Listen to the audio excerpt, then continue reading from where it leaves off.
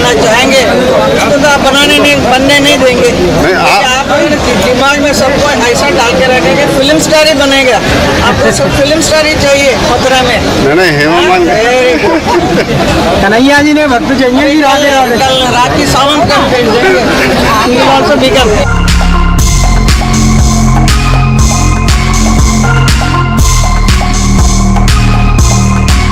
बहुत अच्छी बात है। आपका क्या विचार है इस बार? आप मेरा विचार क्या मैं बताऊं? मेरा विचार भगवान के ऊपर है। Lord Krishna will do it.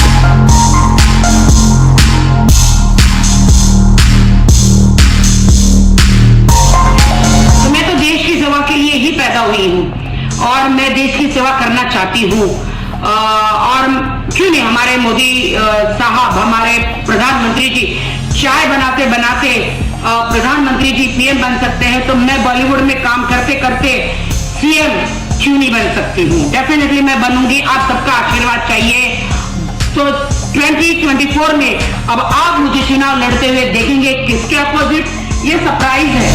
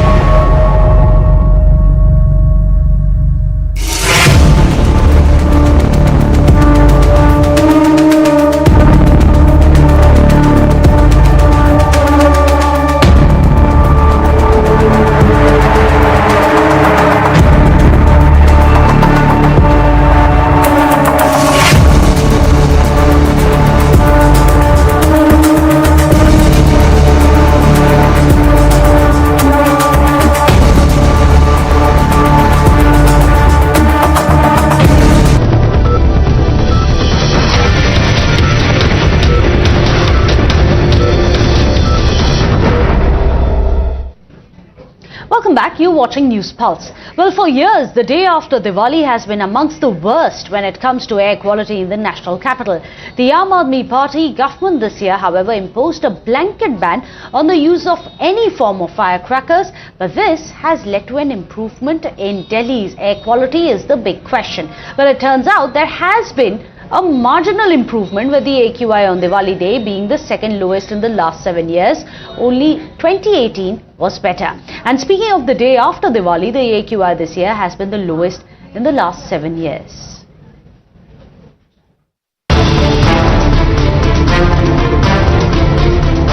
We are currently reporting from central Delhi. Right behind me is the India Gate that you can see at this very moment is covered in a thick layer of smog, of pollution, because it is not clearly visible from where we are standing. It is covered, like I said, in a thick layer of pollution. Jawaharlal Nehru stadium है, ये दिल्ली का बेहद ही रिहाइश और posh इलाका माना जाता है और यहाँ की भी तस्वीर आपको दिखाना चाहूँ कि एयर क्वालिटी इंडेक्स जो है यहाँ भी वेरी पुअर कैटेगरी में चला गया है, क्योंकि ये जो इलाका है ये जवाहरलाल नेहरू स्टेडियम ये सेंट्रल दिल्ली और साउथ दिल्ली को कनेक्ट करने के बीच की एक जगह है और यहाँ की मैं आपको तस्वीर देखिए किस तरीके से यहाँ पर लगातार प्रदूषण जो बढ़ा है। इस वक्त हम दिल्ली के अक्षरधाम के पास मौजूद हैं, जहाँ आपको हल्की धुंध नजर आ रही है। ये धुंध जो है वो प्रदूषण की धुंध है और यही कारण है कि लोगों से ये अपील की गई थी कि दिल्ली में पटाखे ना जलाएं। अगर जानकारों की माने तो इसका असर काफी दिनों तक अब देखने को मिल सकता है और आने वाले दिनों में भी दिल्ली की हवा इसी तरीके से प्रदूषित रह सकती है और दिल्ली का एयर क्वालिटी इंडेक्स काफी ज्यादा बिगड़ सकता है। Now, among the biggest contributors to pollution in the national capital remains to be stubble burning in neighbouring states. But there appears to be a marked improvement in the contribution of farm fires, at least this year. But as always, the political war of words continue, with both AAP as well as the BJP claiming credit for the marginal improvement in Delhi's AQI on Diwali and a day after in the last few years. However, they are also refusing to take any responsibility for the unabated stubble burning. वास्तविकता ये है कि इस बार दीपावली वाले दिन 1000 से ज्यादा स्थानों पर पराली जलाई गई। इनका काम है प्रचार, झूठा प्रचार, और इसलिए इसमें अरविंद केजरीवाल माहिर हैं। जो राज्य उत्तर भारत के जहां-जहां पंजाब के पराली का प्रदूषण पहुंचा है उसकी जिम्मेदार आम आदमी पार्टी है। मैं आपको बताना चाहता हूं कि पंजाब सरकार ने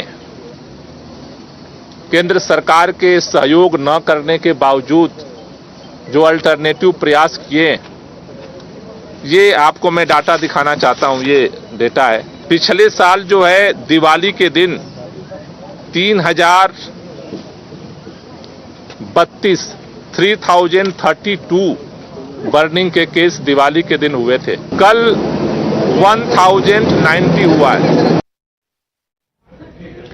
With that, let's move on in the bulletin, tell you how the deadlock over the tussle between Kerala government and the governor over the appointment of vice-chancellors still continues. After the vice-chancellors approached the High Court against the governor's order to resign, the court said that the VCs can continue, but only till the chancellor, which is again the governor's final order. Well, the governor has now sent 2 more show-cause notices to the VCs of the Sri Narayana Guru Open University, the PM Mubarak Pasha, as well as the VC of Digital Varsity, on the charge that the appointment violates the UGC norms. In fact, the VCs have been asked to furnish their reply by the 3rd of November. In fact, on expected lines, the Kerala Chief Minister and Governor have traded charges. In a no-holds-barred attack, the Chief Minister asked the Governor not to violate the Constitution. I wrote a letter to the Chief Minister. I said, this is what has happened. You are fully aware. Last 2 years, without any legal intervention, he has refused to implement my order. I am writing this letter to seek your advice what I should do with this matter. He acknowledged the letter, and after that, no information. നിങ്ങൾ governor എന്ന സ്ഥാനത്തിരിക്കുന്നതിന്റെ ഭാഗമായി നിങ്ങൾക്കുള്ള അധികാരങ്ങളും പദവിയുമുണ്ട്. അത് വെച്ചുകൊണ്ട് പ്രവർത്തിച്ചോളണം. അതിനപ്പുറം ഒരു inch കടക്കാമെന്ന് കരുതരുത്. ഭരണഘടന നിങ്ങൾക്ക് നൽകിയിട്ടുള്ള അധികാരങ്ങളുണ്ട്. ആ അധികാരം സംസ്ഥാന സർക്കാർ എന്താണോ നിങ്ങളെ ഉപദേശിക്കുന്നത് അതനുസരിച്ച് കാര്യങ്ങൾ ചെയ്യാനാണ്. Well, that's all we could pack in for you here on News Pulse. Thank you for watching. With that, it's time for India Up Front. It's over to Kritsveen Walia. Thank you, Meghna, for that. Yes, viewers, let's start with the biggest story, the biggest talking point all through today. It's historic and unprecedented. For the first time, 10 Downing Street is the home of an Indian origin Prime Minister. Rishi Sunak takes over UK's reins in the midst of an economic and political turmoil. The elevation of Sunak as the third British Prime Minister this year has gladdened the hearts of many Indians. Interestingly, Sunak is a self-professed devout Hindu. He even took oath as an MP on the Bhagavad Gita in the UK Parliament, the first ever British MP to do so. Every year he celebrates Diwali and is often seen praying at temples with his family members. Moreover, he often speaks of his heritage and how his family reminded him about values and culture. While it is a matter of pride for India to have an Indian origin man at the helm of United Kingdom, unfortunately, the ecosystem has once again seized the opportunity to preach about inclusivity. The opposition unleashed a tirade against the BJP, asking if India would ever have a Muslim Prime Minister, while taking a jibe at the BJP for its majoritarian politics. Listen in. मैं तो बोला कि इंशाल्लाह मेरी जिंदगी में या मेरी जिंदगी के बाद एक हिजाब पहनने वाली बच्ची भारत की प्राइम मिनिस्टर बनेंगी बोल के मैं तो बोला हूं ये बात. Not yet reached the stage where a minority person can become Prime Minister of this country, that is India. But we do hope we'll at some time elect a Muslim as Prime Minister of the country. BJP will appreciate even a Muslim of Bharatiya Janata Party becomes Prime Minister of the country. Not at all. ये नौबत आ गई है कि हिंदुस्तान भारत को England से अनेकताओं को कैसे सम्मान देना, हमें उनसे सबक लेना पड़ता है. पिछले 8 सालों में जो हम देखे हैं, और हमें किसी और देश से सबक सीखने की जरूरत नहीं है. हमारी एकता अनेकताओं से ही मजबूत होगी. To this, the BJP was quick to fact-check the lobby and contend that with India's secular fabric, we don't need lessons on inclusivity from the United Kingdom. The BJP also urged parties like the Congress to not undermine India's image, to not give a communal spin to everything under the roof. India is happy, ordinary Indians are happy, globally and also in India. Let us see it in that way. People will continue to react, let them react. What should I say? Except to tell them very gently that India has always appreciated its diversity, and see the record of the contribution of the great leaders. APJ Kalam became the president when Mr. Vajpayee was the Prime Minister. Ramnath Kovind ji, a distinguished leader of Dalit community, became the president. Narendra Modi was the Prime Minister. The BJP took the initiative. So it for Draupadi Murmu ji, a very distinguished leader of the tribal community, and many others. लोगों की आदत है कि समावेशी भारत की जो हमारे समावेशी संस्कृति है, उस पे सन की विकृति को कैसे हावी करो और कैसे रंग में भंग डालो. यहाँ पर कोई काबिलियत की कदर हुई है हमेशा, और इसलिए जो लोग कास्ट कम्युनिटी और उसमें कम्युनलिज्म का तड़का लगाते हैं, वो उनकी आदत हो गई है. महबूबा का बयान, कांग्रेस के नेताओं का बयान एक फ्रस्ट्रेशन है, क्योंकि यह राजनीतिक रूप से और मजहबी रूप से देश ने इनको बेदखल करता जा रहा है, जबकि सत्य सामने है चीख चीख कर. पहला सत्य है कि भारत देश के अंदर कितने ही राष्ट्रपति और प्रधानमंत्री अल्पसंख्यक समुदाय से हुए हैं. But does India need to learn about inclusivity and secularism from other nations? Let's stick to the facts. Viewers, on your screens you see the number of presidents, prime ministers from the minority community. 5 minority presidents of India: APJ Abdul Kalam, who was the president from 2002 to 2007, MD Hidayatullah, president 1969, and then again in 1982 as well. If we talk about Zail Singh, he was the president from 1982 to 1987. The list goes on. If we talk about just the president, Zakir Hussain, on your screens you can see 1967 to 1969 he was the president. Moving on to the prime ministers, we've had a minority prime minister, Manmohan Singh, who was prime minister in the country for 10 long years, 2004 to 2014.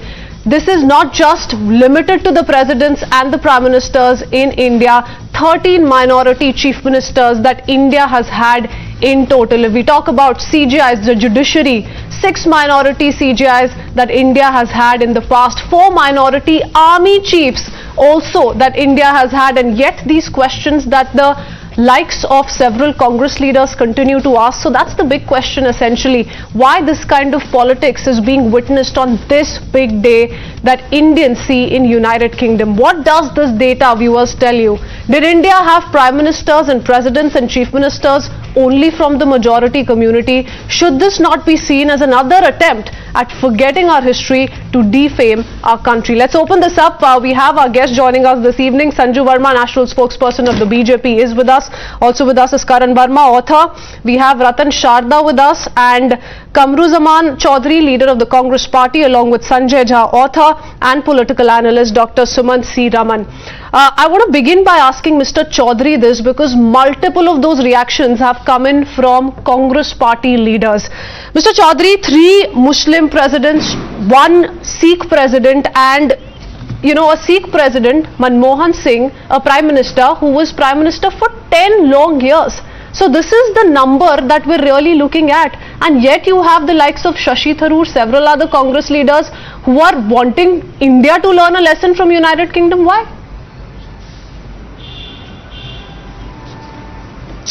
Well, very good evening to you, Ms. Walia. First, let me tell you that nothing triggers the ecosystem more than just the thought that India should be inclusive enough to have a Muslim prime minister, or just the Sabka Saath is just a Vikas. You are comparing a titular head of a country with the executive head of a country. The largest democracy of India, the ruling party, Bharatiya Janata Party, does not have a single representation of the Muslims in its ministry. Its 403 tickets distributed in Uttar Pradesh did not have a single Muslim in its list. Now it doesn't, but until very recent it did. Mr. Chaudhary, until very recent it did. No, let me finish.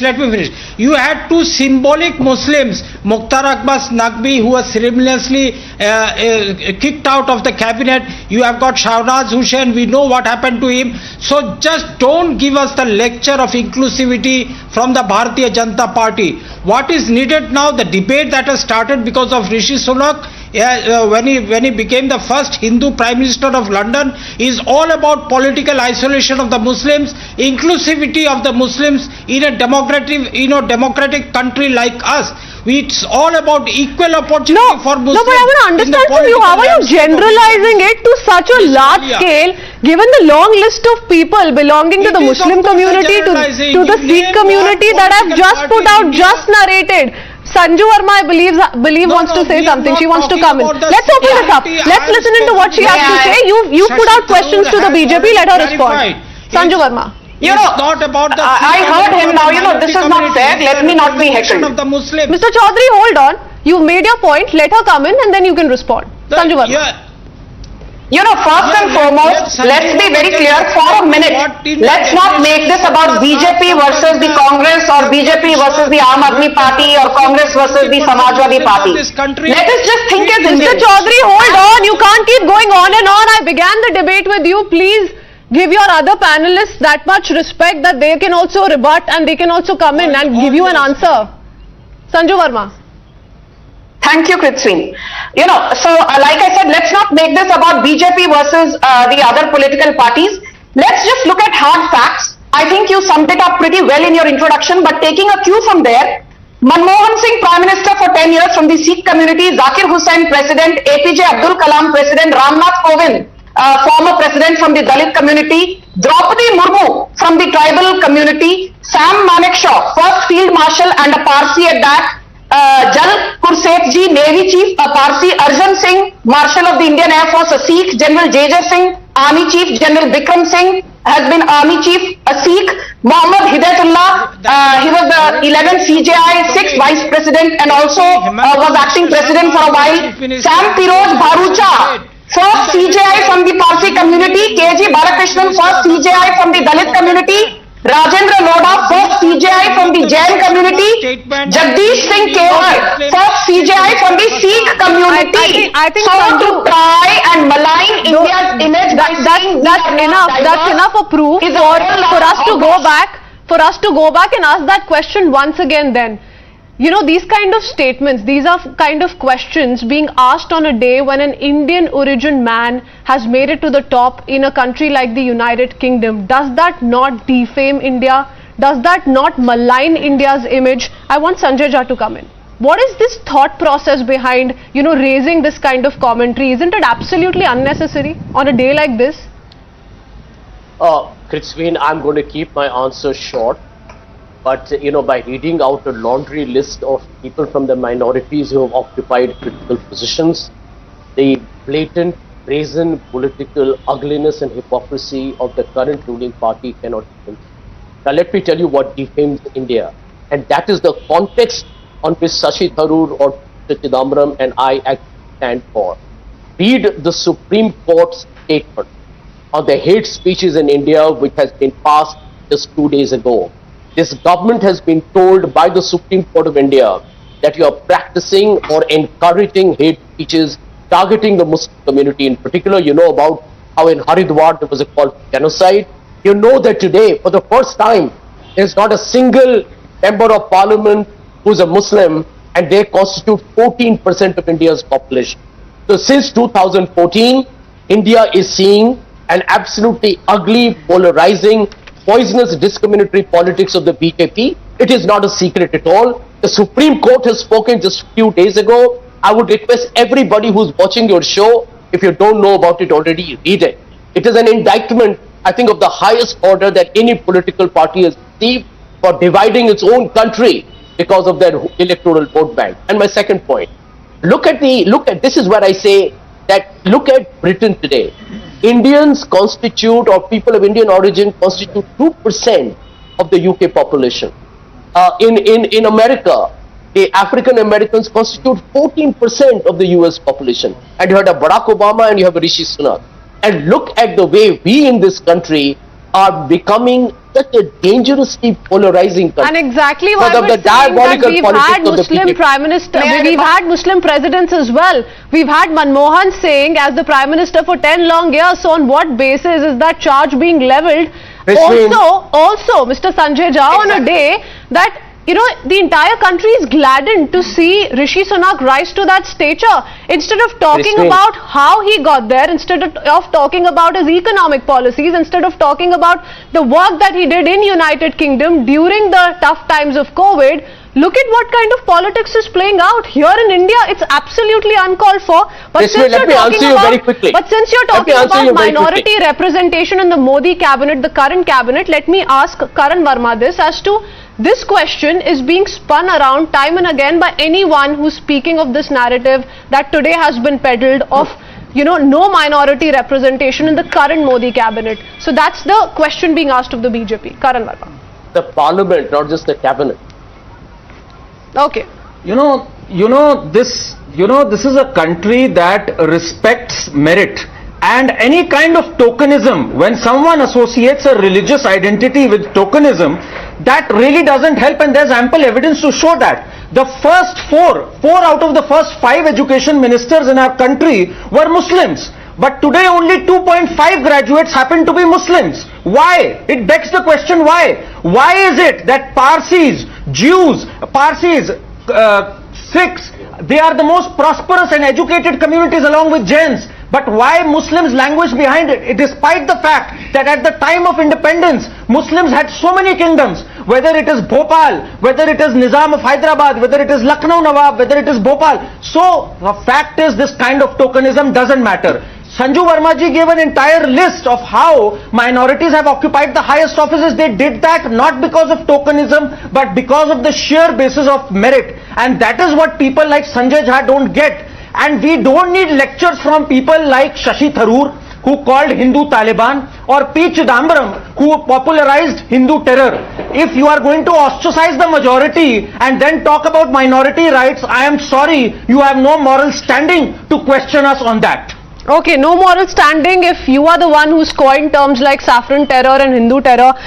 Dr. Suman C. Raman, you know, the fact is that regardless of which party has been at the center, we've seen people from all communities be at the helm of affairs, talk about the president of the country, talk about the prime minister of the country. We gave you a whole list of CGIs, 13 chief ministers from minority community, and yet you have this kind of politics playing out.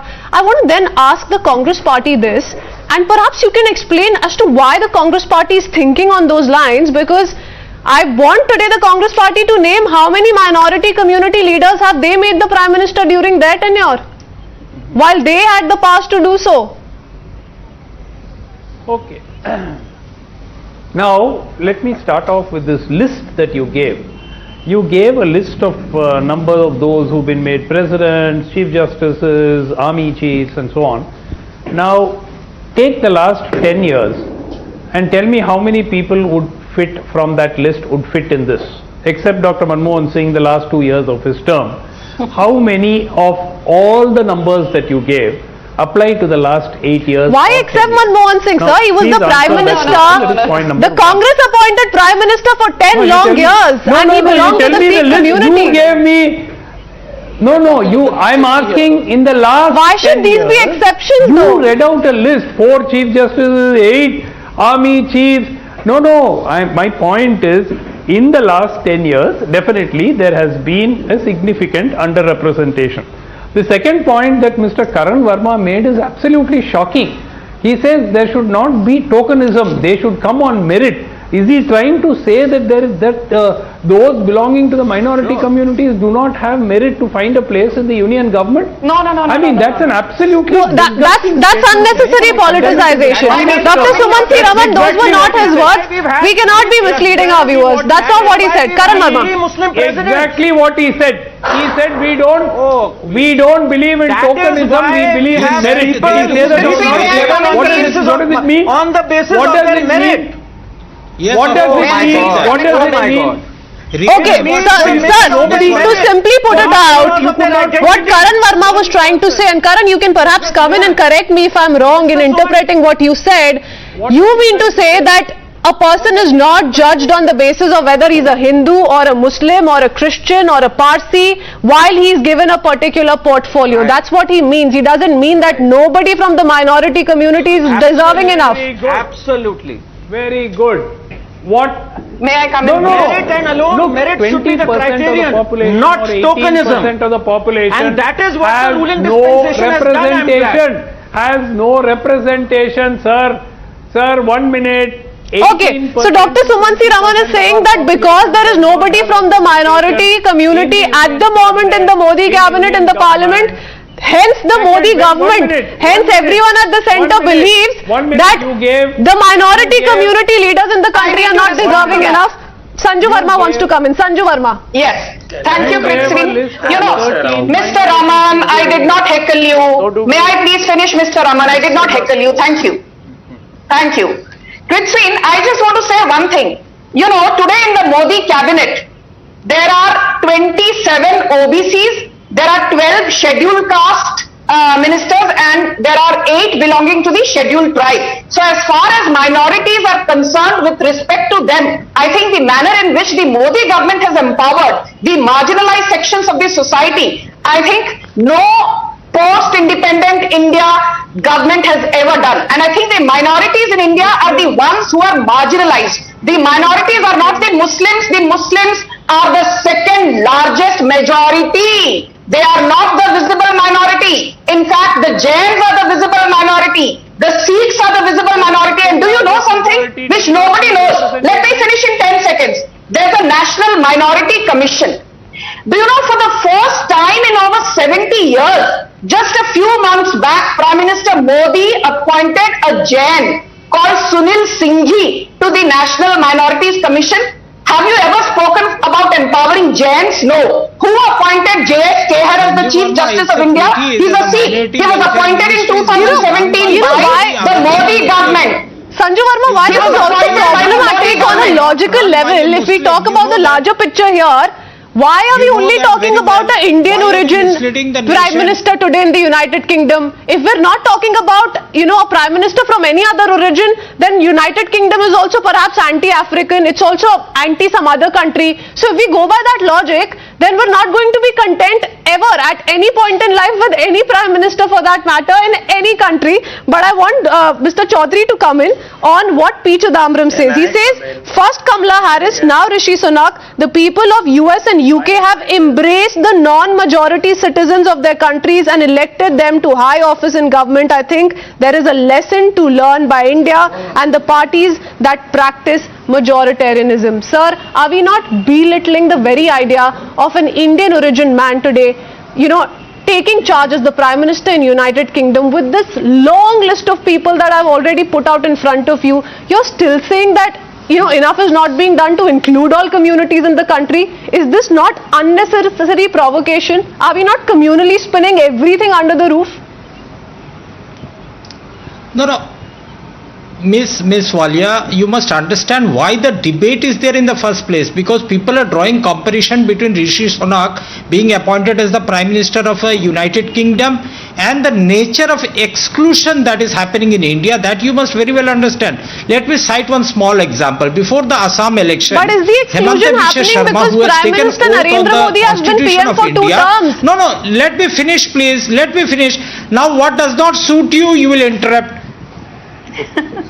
Sir, I am just on a very basic level trying to understand the logic behind this justification. Hemanta Biswa Sharma, who has taken oath under the constitution, says that to the electorate, do you want a Muslim as your chief minister? There are dharam sansads, there are exclusions, examples in thousands in India where people from the Muslim community have been excluded on purpose for being there on the other side of not being supporter of the RSS. That is the cruel thing that is happening in India. So this entire debate has come into the public domain.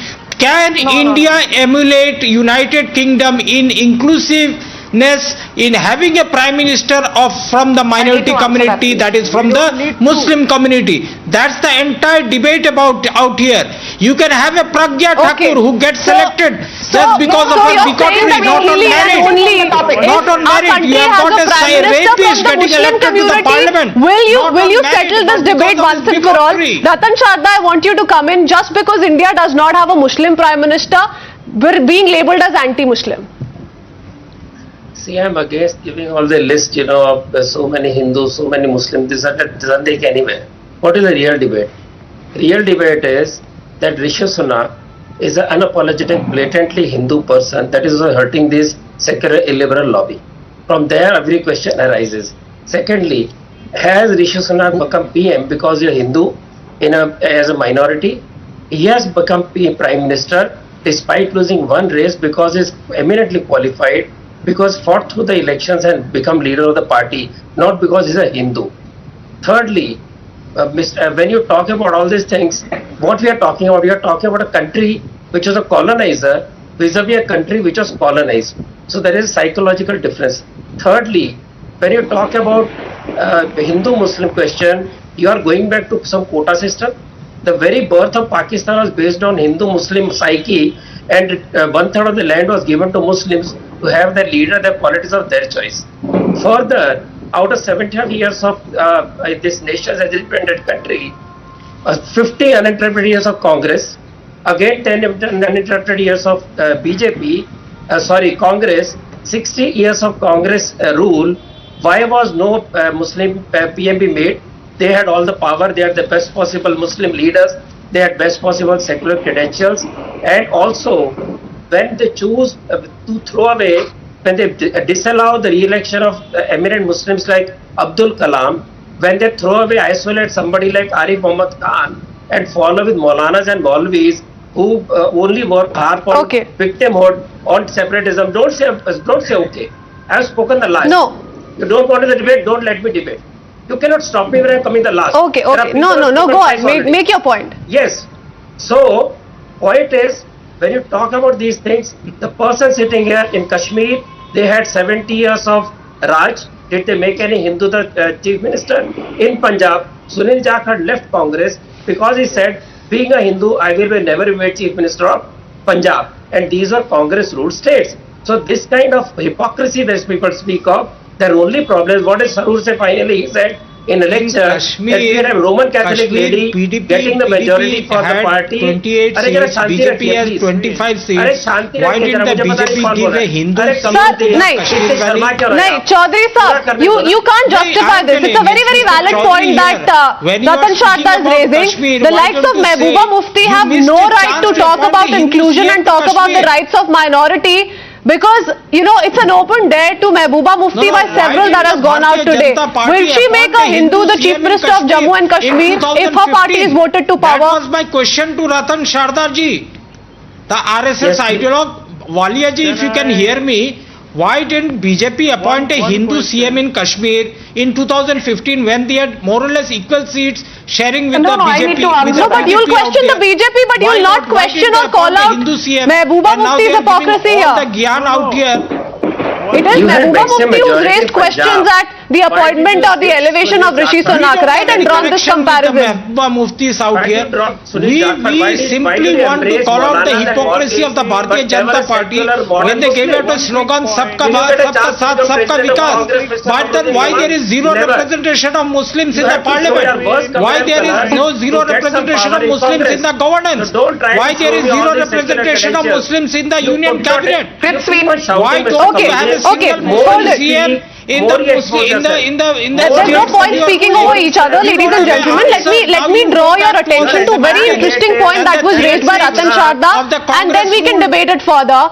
By that logic, by the logic of not giving enough importance to anyone from the Muslim community here in India, isn't the Congress also double speaking by, you know, speaking so highly of Rishi Sunak's elevation? Because here's a man, like Ratan Sharda pointed out, who is very Hindu in his ways. He visits temples on daily occasions. He could be seen lighting a diya on Diwali in United Kingdom. You know, he also could be seen performing Gau Puja. So he's very, very Hindu in his ways. So where does the Congress really stand with regards to this kind of a staunch stand that it wants to take against the majority community here in India? I want Sanjay Jha to come in. Okay, Christina, let me just answer you very quickly. This debate is not about whether you are a proud Hindu or not. This debate is about unnecessarily creating a controversy out of everything. Yes, madam, can I speak without interruption? Otherwise, I don't think we can have a civilized conversation, please. Yeah? Can you tell Mr. Sharda to wait till I finish? Because he lectures the world on being quiet when he speaks, and now he's violating his own, statement of the past. Can I speak without an interruption? Go ahead, Mr. Jha. Yeah. Number one, this debate is not about us being proud of our religious credentials. We all are. I'm a practicing Hindu and very proud of it. That's not the point of debate. The point of debate today is the hate speeches of the BJP leaders since Mr. Modi became Prime Minister, which has divided this country, has fractured India. How come nobody's commented on what the Supreme Court has said? 1 minute, without interruption, Christine, I requested for that time. Okay, go ahead, make your point. Tell her to calm down. Sir, you can't derail the whole agenda of the debate and take it to Prime Minister Narendra Modi and go ahead with those kind of personal attacks. We're not going to allow that. I've asked you a question about where does the Congress stand. The Congress needs to justify the merit in the argument that it's put forward today. Yes, so let me answer you. It's not just the Supreme Court, it's the UN Secretary General. Barack Obama came to India and went back and told how India is become a country that we are not even protecting the fundamental rights or the human rights of the minorities in our country. Why are you speaking in between? Can you comment on Parvez Sharma's the entire aim of the debate, is to understand why the Congress or anybody is trying to make such a big drama out of something that should gladden and bring a smile to all our Indians' faces. Why is the Congress now trying to make this about Hindu and Muslim? We've had equal representation among communities across the last so many years since independence. I want Sanju Verma to come in quickly. The deception. Let me be very clear about one thing. You know, Sanjay, one second, hold on. Let her come in, let her respond to what is just said. We can't have 10 points made by you and one response coming from the other person. It has to be point by point. You made 1 point, let her respond. You are making frivolous allegations. You are not talking on the main issue. You said a certain thing about the BJP and its mindset. Let Sanju Verma respond to you. No, but you did not even let me finish. Sweet. You did not even allow me to come in. Put out Let the me Supreme please Court finish. statement of the government on your show. This Put man out the has been Supreme making Court verdict on baseless your show. allegations at the Prime Minister. Put out what the UN Secretary Any General said debate on he your starts show. with Modi, you know, Modi, Modi. when I come to you, when I come to you with a pointed Sanjay question, Jha, you're supposed to come back with a pointed answer. If you don't come back with a pointed answer, and we really lose the flow of the debate, then it's extremely pointless. So the opportunity thrown at you to make a point is to just make the exact point, which is in relevance to the debate, sir. May I please? Hold on. Yeah, Sanju Verma, quick rebuttal, please. Them on your show. Yeah, but can you please ask him to stop heckling me non-stop? Thank you. Cripsween, let's be very clear. You know this whole debate about Supreme Court having indicted the Modi government? Supreme Court in June 2022, if anybody was indicted, it was the likes of Teesta Sekelwal and an entire Congress ecosystem. What did the Supreme Court say? It said Teesta Sekelwal's antecedents need to be checked. There was an ulterior motive to keep the pot boiling, and there was no conspiracy by Narendra Modi. It was an attempt to malign Modi and the Gujarat government then. And what did your Congressies do? They went to Jantar Mantar, the likes of your Ajay Maken and Jairam Ramesh, and sat in dharna against the Supreme Court verdict. So stop using the Supreme Court to try and peddle a false narrative. Prime Minister Narendra Modi's Sabka Saath, Sabka Vikas is best showcased by the fact that 30% plus of Pradhan Mantri Kisan Yojana, 30% plus of PM Ujjwala Yojana, 30% plus of PM Fasal Yojana, 30% plus of PM Mudra Yojana is allocated to minorities, especially the Muslim community, which Congress governments did not do for 50 long years when they were in power. So stop giving a bhashan to the BJP. Sanjay Jha, and give a bhashan to Shashi Tharoor, who spoke about Hindu Taliban. All right. We're now moving in circles. I want Dr. Sumansi Raman to come in and respond to what the BJP is saying, because he's been waiting patiently, raising his hand. Dr. Sumansi Raman. Yeah. Now, let us be very honest, look beyond politics and accept that both the major political parties in the country have not given a fair representation at the highest level to the minorities. We are talking about a Muslim Prime Minister. Is everyone on the show aware that there has not been a Muslim Chief Minister in India in 40 years? Why? Congress has been in power for a large chunk of that period as well, and they've ruled in many states, so they had the opportunity. The BJP is now ruling in 17, 18 states or whatever. They had the opportunity. So let's be very honest about it. This is not a Congress versus BJP debate. This is a fact that Rishi Sunak has made it on the efforts that he has put in over the last 7 years. Yes, perhaps he was privileged, but he's made it on his own steam, and that has got to be accepted. The country was open enough to allow somebody who belongs to a minuscule minority to make it right to the top most job. Again, there is a perception war here, Dr. Sumansi Raman. Why are we thinking, or why are we compelled to stick to the narrative that here's a man who belongs to an ethnic minority who's been given that chance? Maybe it's his work, maybe it's merit over where he's from, what he belongs to. I'm not saying he's been given. I said exactly what I said. Exactly what I said. Absolutely. And I completely agree with you to the fact that the Congress party too should be questioned then, and is no position to ask those questions to the BJP currently, because the Congress has been in power for so many years. Why have they not appointed a Muslim leader as the Prime Minister? Mr. Chaudhary, that's where I began my question with you from. Forget the Prime Minister. They had an IR. You know something, I'm very amused at your Miss Walia, at your IQ. When you compare the 65 years of the Congress rule versus the 8 years of the BJP plus 5 years of Vajpayee. I could say the same, but I'm decent enough to not treat my panelists like that. So let's stick to the point. And let's not digress. List that was it's a very pointed question. The Congress had enough chances to make that decision, to make that choice. I'm making a very... Why is this man taking personal jibes at the anchor? No, let me just be very categorical in dividing two regimes. One was the very progressive secular regime of 65 years. One was the Kattarpanthi Hindutva regime over the last 8 years. So why? Again I ask you, representation in the again I political ask you, and very landscape. politely, unlike you did, why did the Congress not choose a Muslim you leader question as this the Prime because- Minister? And they all help When they could have. loose. And with what moral right are they now questioning the BJP then? I'm May I answering come in, that. Prithvi? I'm answering that only. Okay, go ahead then. I'm Make your answering point. that. Have some patience. We don't have the ma'am. entire night, sir. Please go ahead. 65 years of Congress rule. Low IQ. 65 years of Congress rule, and we had the list that man Sanju Verma read out just now.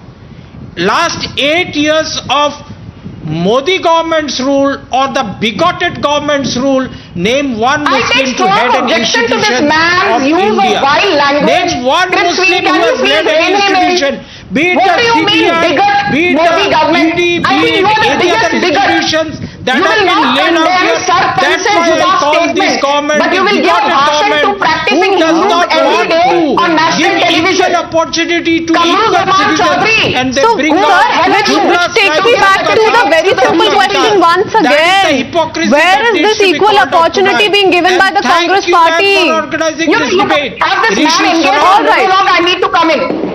All right, Sanju Verma, go ahead. Let's be very clear.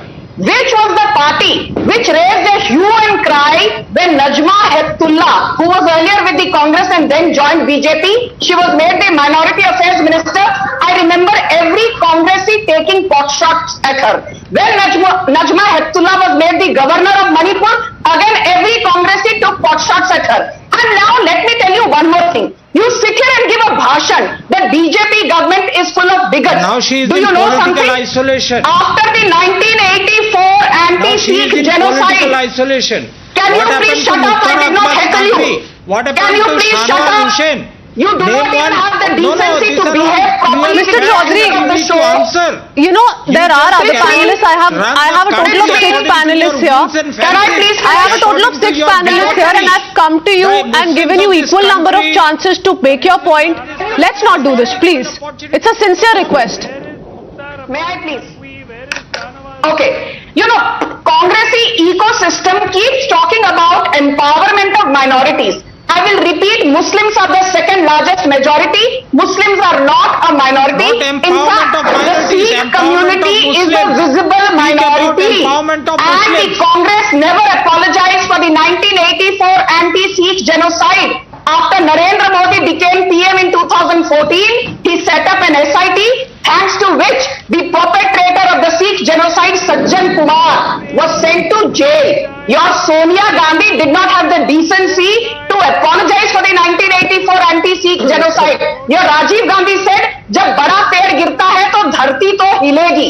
This is the kind of empowerment. Sanju Verma, but to be fair to the Congress party, it is them who also made sure that Manmohan Singh is the Prime Minister for 10 long years. But surprisingly, and that's exactly why the question again comes in as far as this debate goes, have they forgotten the very fact that it is them who chose Manmohan Singh as the Prime Minister? Dr. Sumansi Raman wanted to come in. Dr. Sumansi Raman. Dr. Manmohan Singh apologized on the floor of the House. Mrs. Sonia Gandhi in interactions explicitly expressed regret. Sonia Gandhi So has this never whole bit apologized nobody for the apologized anti-Sikh for the Sikh genocide riot of is a complete 1984. and That outrageous is a lie. lie. Rahul I'm Gandhi has sorry, never apologized Dr. for the Manmohan Singh 1984 is anti-Sikh on the genocide. floor of the House. Priyanka Sir, Gandhi there is ample involvement of some of the Congress leaders if we talk about the 1984 anti-Sikh riots. So the Congress certainly is not in a very safe spot, I'm sorry to say this, not in a very safe spot to defend its leaders or defend its stand as far as the 1984 anti-Sikh riots go. And as far as your question is concerned, I want to ask Ratan Sharda this. Mr. Ratan Sharda, you know, there is a larger mindset that the opposition is trying to put out and battle, that BJP is anti-Muslim, the BJP is sidelining minorities. Any decision taken collectively by the BJP at the center in the parliament is also seen as sidelining or targeting the minorities. Do you think it's this mindset that they want to keep peddling around and they want to push in at every opportunity that they see? And that's the problem here. What do you think is going on? You know, since 2014 when Modi ji came to power till today, 269 Hindus have lost lives to targeted violence. So let us not talk of Hindus being majoritarian and all that. And since I am a low IQ panelist, supporting a bigoted party, may I ask Ms. Kamruddin, BJP has been labelled as a Hindu party. It may do anything for the Muslims or any minority, it will not be counted because it has been branded as a Hindu party by all secular illiberal people.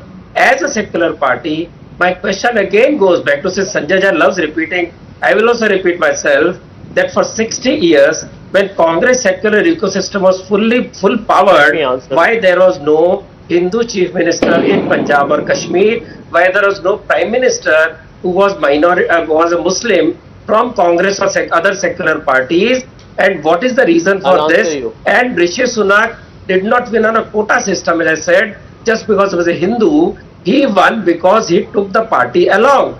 What stops these people from promoting secular Muslims, modern Muslims, rather than promoting outdated boti card denge type Maulvis in their party who support Teen Talaq, who oppose CA blindly, but they did not support Abdul Kalam for second term. They threw out Arif Muhammad Khan, who supported a poor widow. So what is the locus standi? Me, a low IQ person, is asking high IQ Goti people. Please tell me what is your what you're saying is interesting also, because today in the speech that Rishi Sunak had made, Mr. Ratan Sharda, never did he give too much importance to what he's going to do with regards to UK-India relationship. You know, never did he talk about his background, where he's coming from. All he spoke was of how he's going to prioritize the economic policies, the economic condition of the country, and that's going to be his priority, and that's where the whole question of merit comes in. As far as India is concerned, it's a day of pride. We all should be happy with what's happened in United Kingdom. Here's an Indian origin man representing India, you know, taking on that top chair in the United Kingdom. Unfortunately, it's been marred by unnecessary politicking, and that's exactly why we were debating all of this. Gentlemen, and Sanju Verma, I'm going to have to leave it at that for the moment. Thank you for joining us this evening on India Upfront. And yes, let's quickly move on to the next big story we've been tracking for years. The day after Diwali has been among the worst when it comes to air quality in the national capital. The Aam Aadmi Party this year imposed a blanket ban on the use of any form of firecrackers, but has it led to an improvement in Delhi's air quality?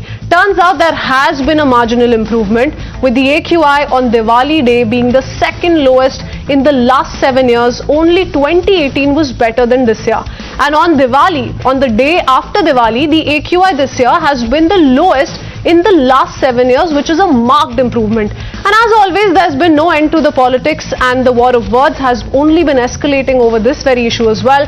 Both the Aam Aadmi Party and the BJP have rushed to claim credit for the improvement in the AQI, and the blame game continues over the woes of stubble burning that continues to choke the national capital. Listen in. पिछले 5 साल में सबसे कम पंजाब सरकार ने केंद्र सरकार के सहयोग न करने के बावजूद जो अल्टरनेटिव प्रयास किए, पिछले साल जो है दिवाली के दिन 3032 बर्निंग के केस दिवाली के दिन हुए थे। कल 1090 हुआ है। इस बार दीपावली वाले दिन 1000 से ज्यादा स्थानों पर पराली जलाई गई। पंजाब में आम आदमी पार्टी की सरकार है। अरविंद केजरीवाल बताएं कि उन्होंने पंजाब में आम आदमी पार्टी की सरकार ने पराली से प्रदूषण ना हो, पराली ना जलाई जाए, इसके लिए क्या किया, कौन से कदम उठाए? कोई कदम नहीं उठाए।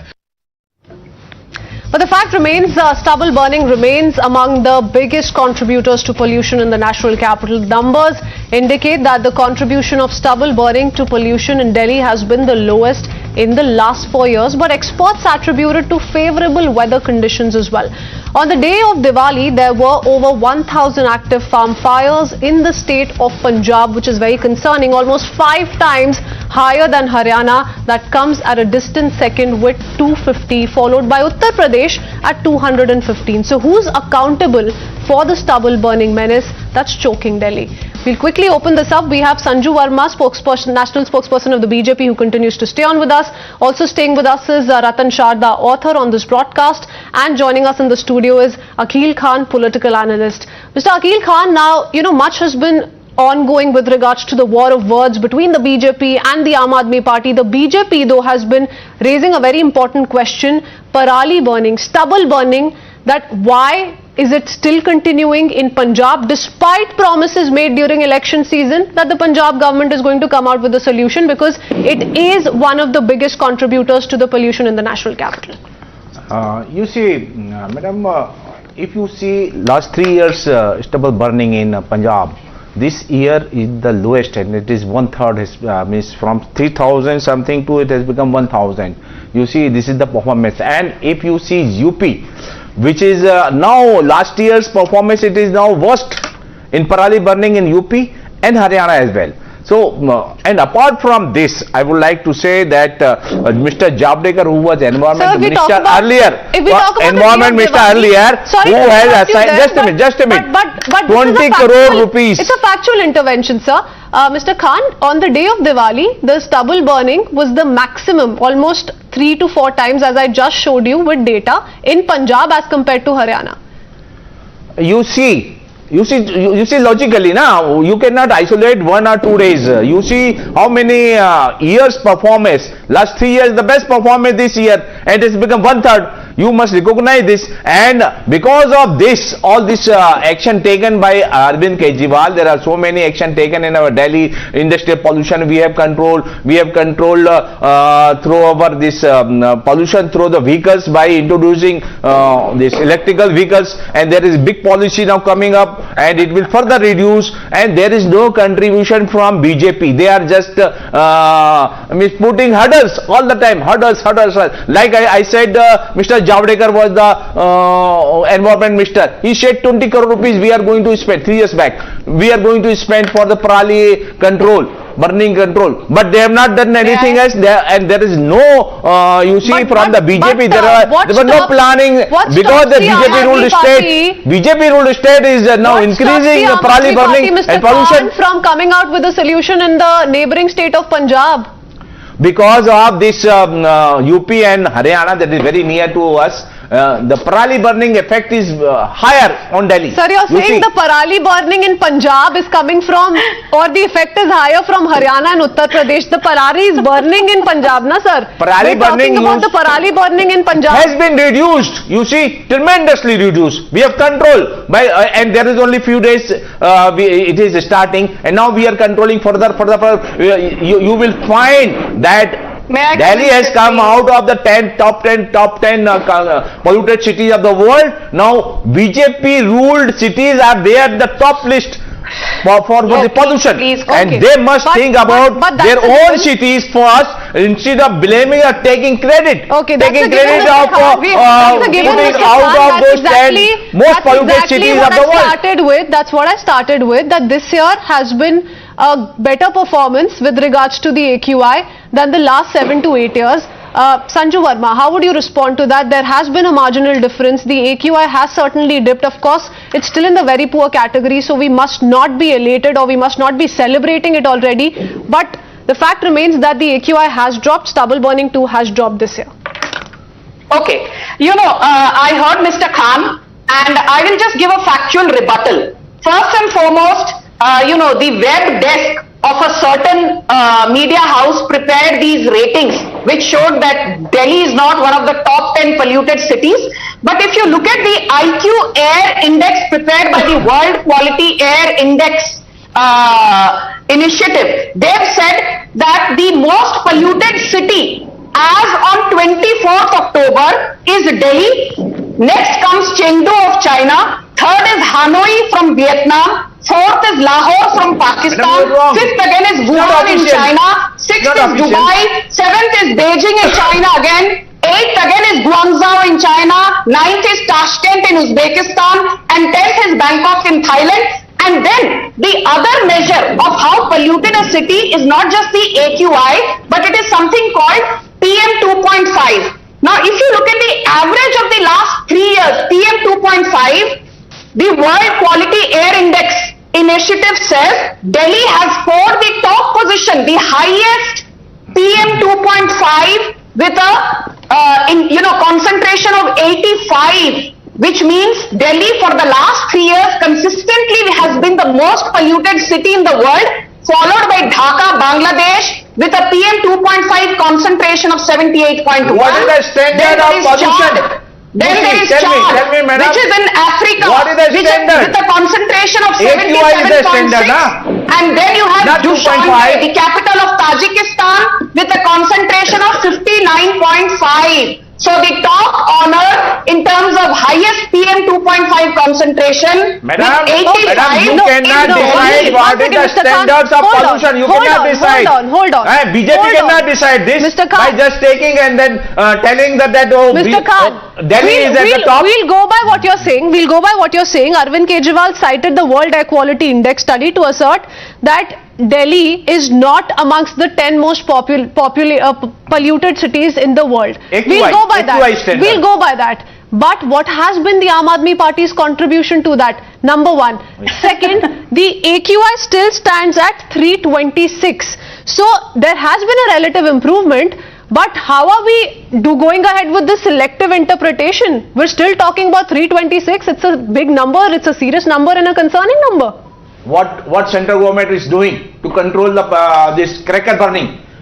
We have clearly made it But clear sir, the Aam Aadmi Party is in crackers no should not position be to talk burned about in Delhi. cracker Crackers burning. should not be burned. Remember the And what recent police is incident doing, what and police, celebrations were BJP taking police place. is doing. pollution Madam, हो let's तो central government को listen to सब me. कुछ Just छोड़ listen to डालो. me. What You is can't the have your cake and responsibility eat it of too. Delhi police to Credit control, लेते to वक्त stop Arvind right Kejriwal there? सामने आ जाते हैं. Supreme Court has already given verdict 2 years back बढ़ जाता that है. only Sir, green center crackers के must be जिम्मे burned. डाल And in देते हो. Delhi we have Mr. decided Khan, no crackers should be you know, burned. you're talking What about police is crackers, doing but and what one BJP second, is doing, one what second, Greh one Mantri second. is doing Sir, now, lower tell your me, volume. they are responsible We're all for this talking, today's we're problem. all But you are- holding a very civilized debate. Mr. Khan, hold on. Hold on. You have mentioned this is Sir, a- let me is a not severe problem now, mute 326. your mic, sir. Who is responsible Let for me this? not lower your fader. Who is Hold on. responsible for Hold this? Tell on. me. Mr. Who is Khan, responsible? this man You is... just tell me. Mr. Khan, there's no point of getting aggressive. Hold on. Who is this? Hold on. Akil The Khan Aam is a Aadmi Party, nuisance. the Aam Aadmi Party, Who is speaking responsible of, for this? is taking this moral position on cracker burning. Let me remind them of how Rajkumar Anand's appointment was being celebrated by bursting firecrackers. So let's not get carried away. These kind of incidents have also taken place in the build-up to Diwali itself. Ratan Sharda has been waiting patiently. Let him come in. Mr. Ratan Sharda, the fact remains, it's the Aam Aadmi who's losing out on health. They're losing out on clean air. The BJP versus the Aam Aadmi Party is not going to lead to anything if stubble burning is not taken control of, if firecrackers continue to burn. This time also we've seen firecrackers burn. It's not as if despite the blanket ban, green firecracker ban, we've not seen any kind of fireworks in the national capital. So it's the Aam Aadmi Party who's really losing out on clean air.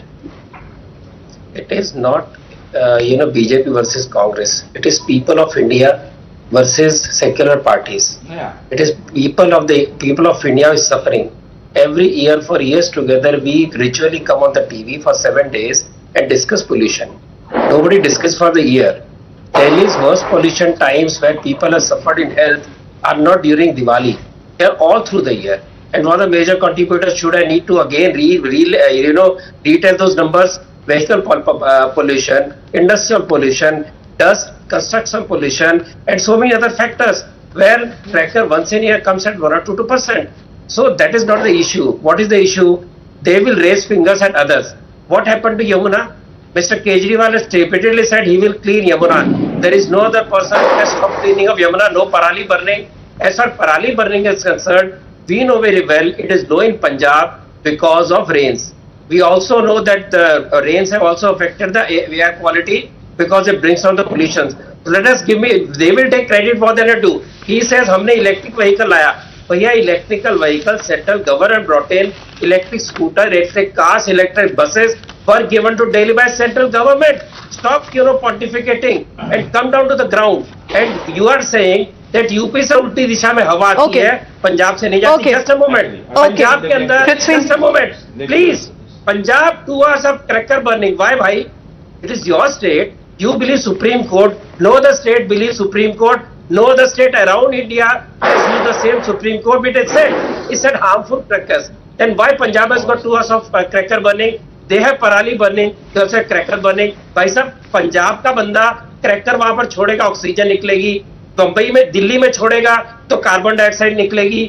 Or tomorrow you will say, they already started saying that. So selective interpretation and selective outrage is a big no, and that's a logical conclusion that we all can agree to perhaps. But yes, the fact remains that though there has been marginal improvement, the air quality is still, the AQI is still at 326, which is a concerning number, and there is no reason for the Aam Aadmi Party to emerge victorious and claim high moral ground, hitting out at the BJP, because everyone must do their job. Yes, the BJP must do what it must do. The Aam Aadmi Party cannot dodge questions of what it's not done in Punjab. I'm going to have to leave it at that.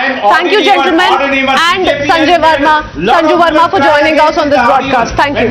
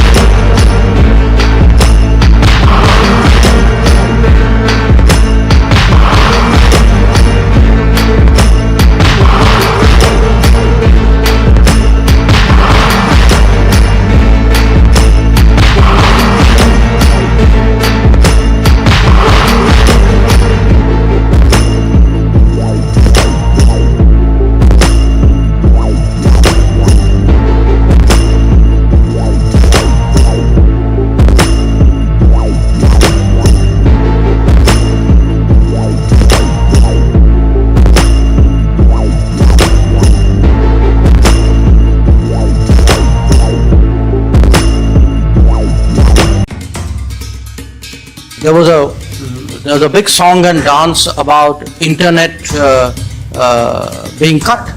Okay. More national news and the top updates we're tracking this evening.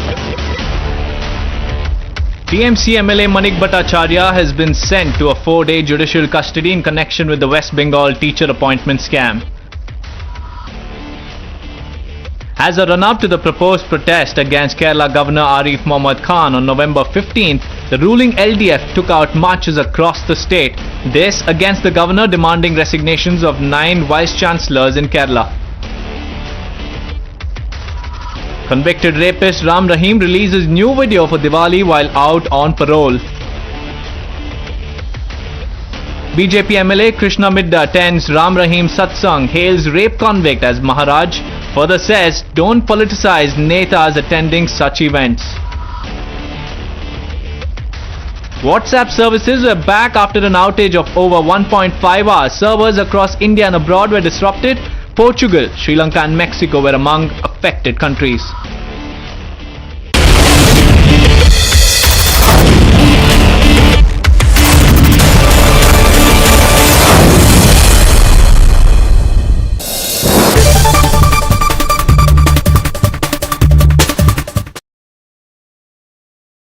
The most pressing issues, the most informed minds, free and fair exchange. Converse India with Rahul Shivshankar. आपको सब film star ही चाहिए मथुरा में। नहीं हेमामान कन्हैया जी ने भक्त चाहिए ही कल रात की सावन का भेज देंगे।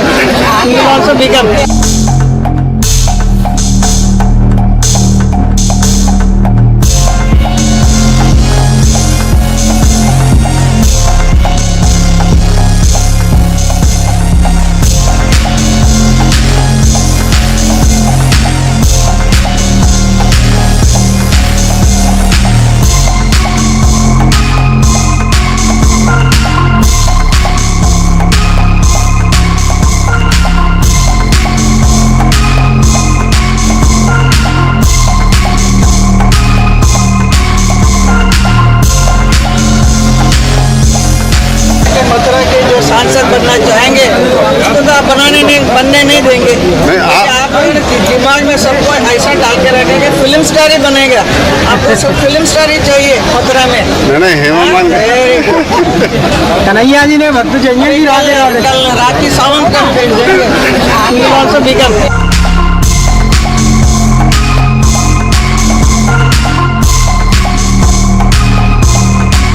बहुत अच्छी बात है। आपका क्या विचार है इस बार? आप मेरा विचार क्या मैं बताऊं? मेरा विचार भगवान के ऊपर है। Lord Krishna will do it.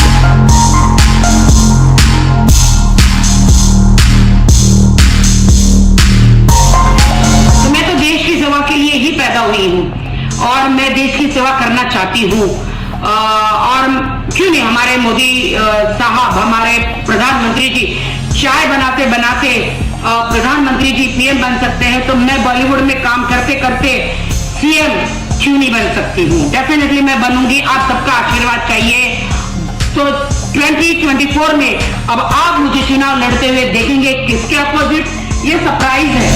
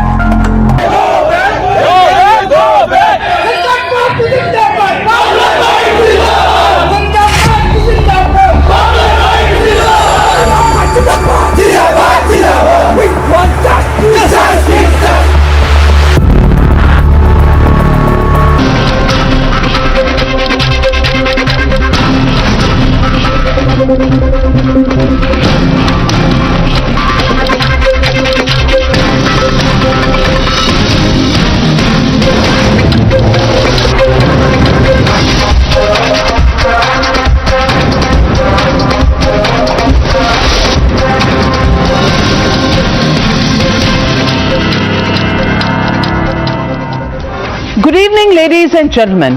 History has been scripted in Britain as Rishi Sunak takes over as the UK Prime Minister. Sunak is the first ever Indian origin member to take over the reins of Prime Ministership in UK and the first leader of colour and even first Hindu to take up the top job in the last 200 years. Sunak is someone who proudly calls himself a devout Hindu, worships even the cow and celebrates every Hindu festival even as he is a proud Britisher today.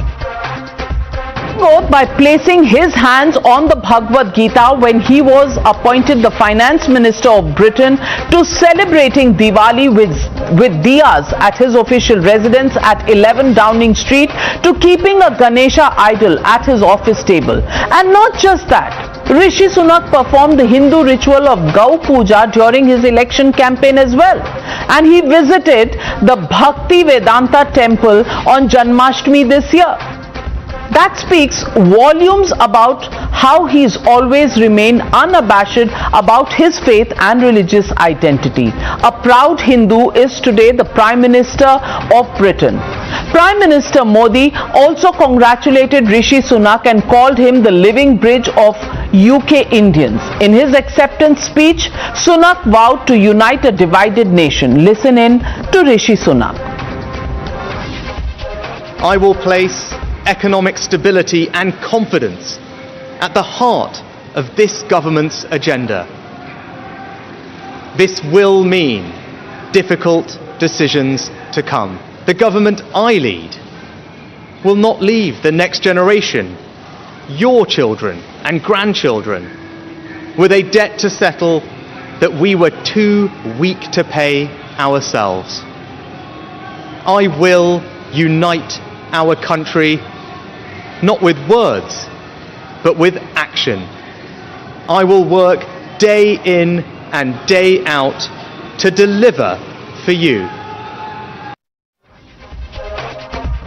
Now, even as the world leaders are congratulating Sunak on his appointment, there are some back home who have given Sunak's appointment a political color. The Congress, citing Sunak's example, said that there was a lesson to be learned by India and parties that practice majoritarianism back home here. The Congress asked if the BJP would let a Muslim leader ever take the chair of the Prime Minister of India. If that wasn't enough, AIMIM Chief Owaisi went a step ahead and said that he wishes to see a hijab-wearing woman become the Prime Minister of India. Listen in.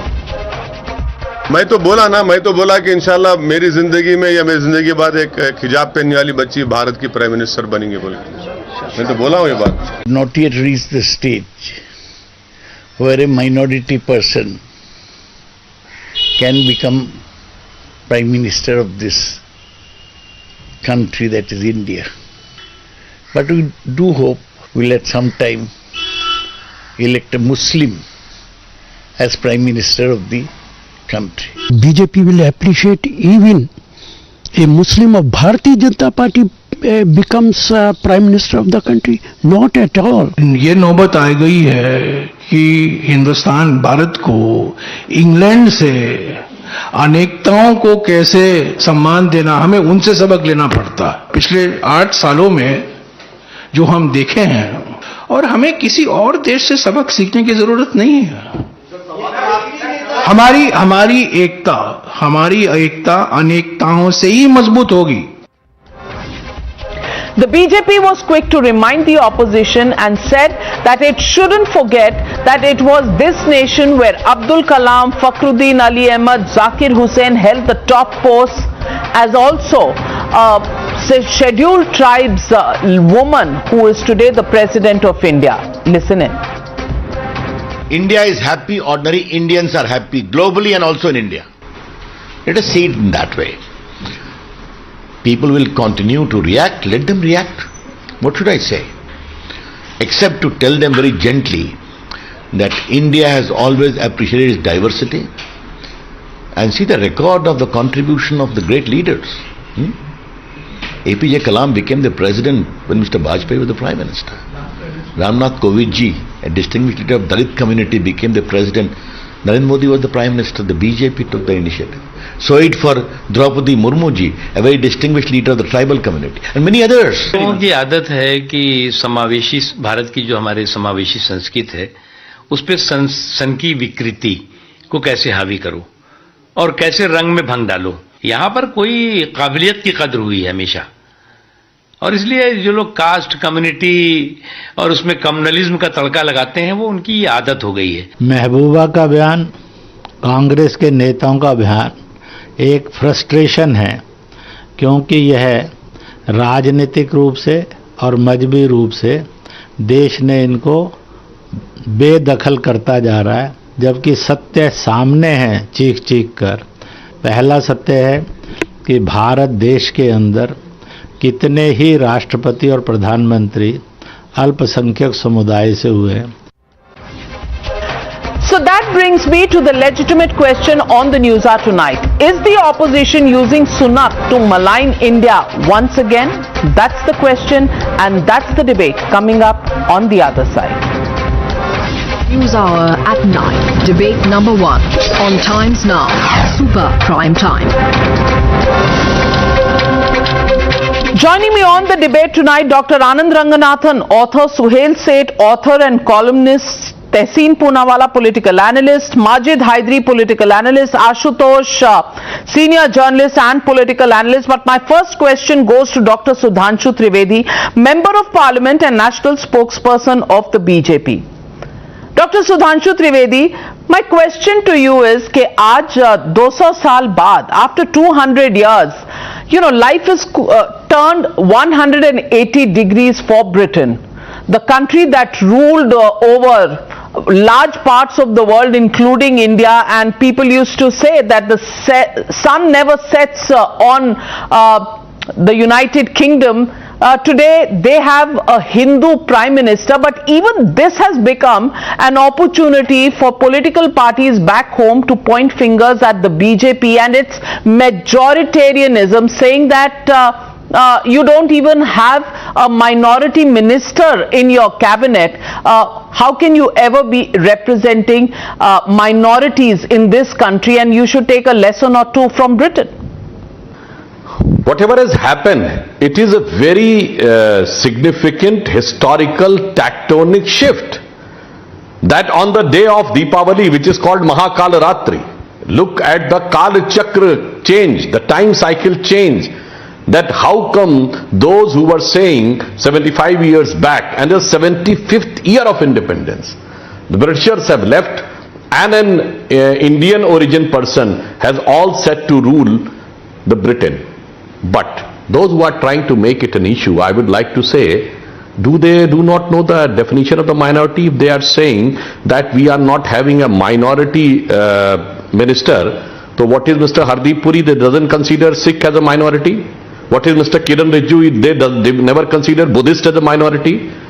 Smriti Irani is a Persian, Zoroastrian. They doesn't consider it as a minority. The problem is they doesn't consider Jain as a minority. They doesn't consider Buddhist as a minority.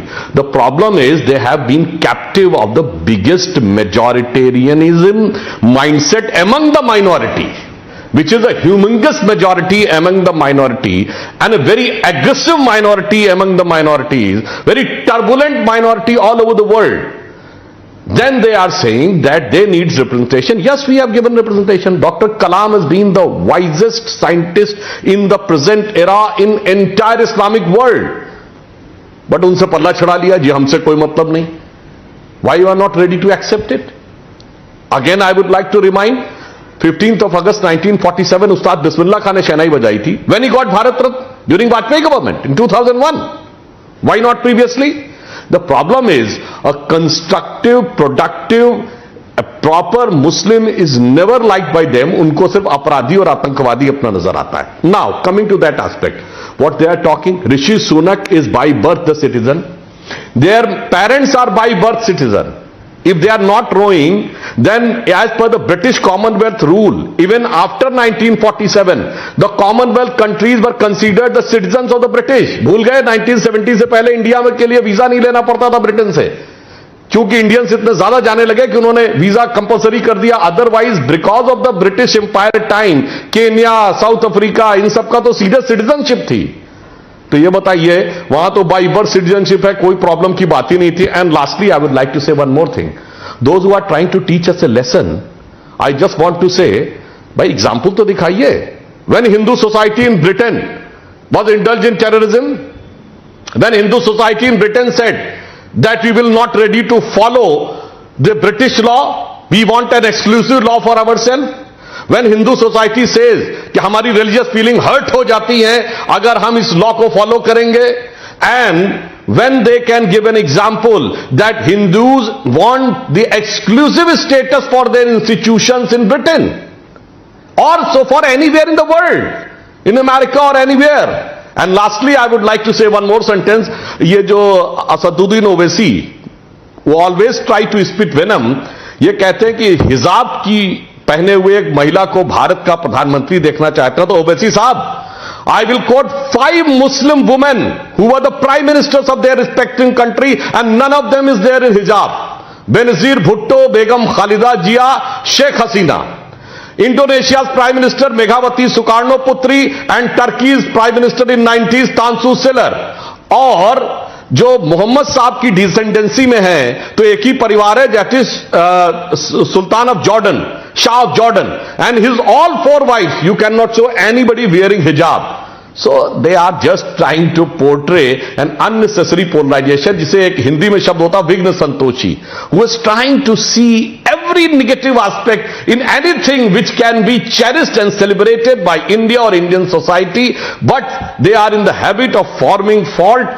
और जिसे एक संस्कृत में श्लोक कहते हैं ना, खला सर्षप मात्राणि पर छिद्राणि पश्यन्ति, आत्मनो बिल्व मात्राणि पश्यप न पश्यन्ति. मतलब कि दूसरों में तिल जैसे दोष ढूंढने का प्रयास करना और अपने बेल जैसे बड़े बड़े दोषों को देखते हुए भी न देखना. तहसीन Poonawalla, I want to ask you, Sudhanshu Trivedi ji has said, what about Hardeep Puri? What about the fact that you have Smriti Irani? What about Kiran Rijiju? When Mr. Shashi Tharoor tweets, when Mr. P. Chidambaram tweets about majoritarianism, I want to ask you, why do you skip the details that exist back home? Or is pointing fingers at Prime Minister Modi a full-time job for the Congress party, that they forget facts of the matter and just want to pick up rhetoric and point fingers at the government? Tehseen. Namaskar Navika ji. At the onset, a very happy belated Diwali to you, to all my fellow panelists and to all your viewers. One, as we cherish Rishi Sunak becoming the Prime Minister of the United Kingdom, let us also look back at our glorious history, 1947 onwards. India was one of the first countries, but for many Western countries, to give universal adult franchise, something many Western countries had not given. The second country in the world to give a woman Prime Minister, Indira Ji, who by the way the BJP and the RSS would continuously insult, was amongst the first gave a Prime Minister Manmohan Singh, who was in another country, then United India, but they are another country, Pakistan. So India has always cherished diversity, something that holds India so dearly. It is the BJP want oneness over diversity and does not cherish our diversity. Therefore, the BJP has never given a woman president. Never in the RSS there has been an OBC fellowship RSS organization. Couple of questions to Sudha.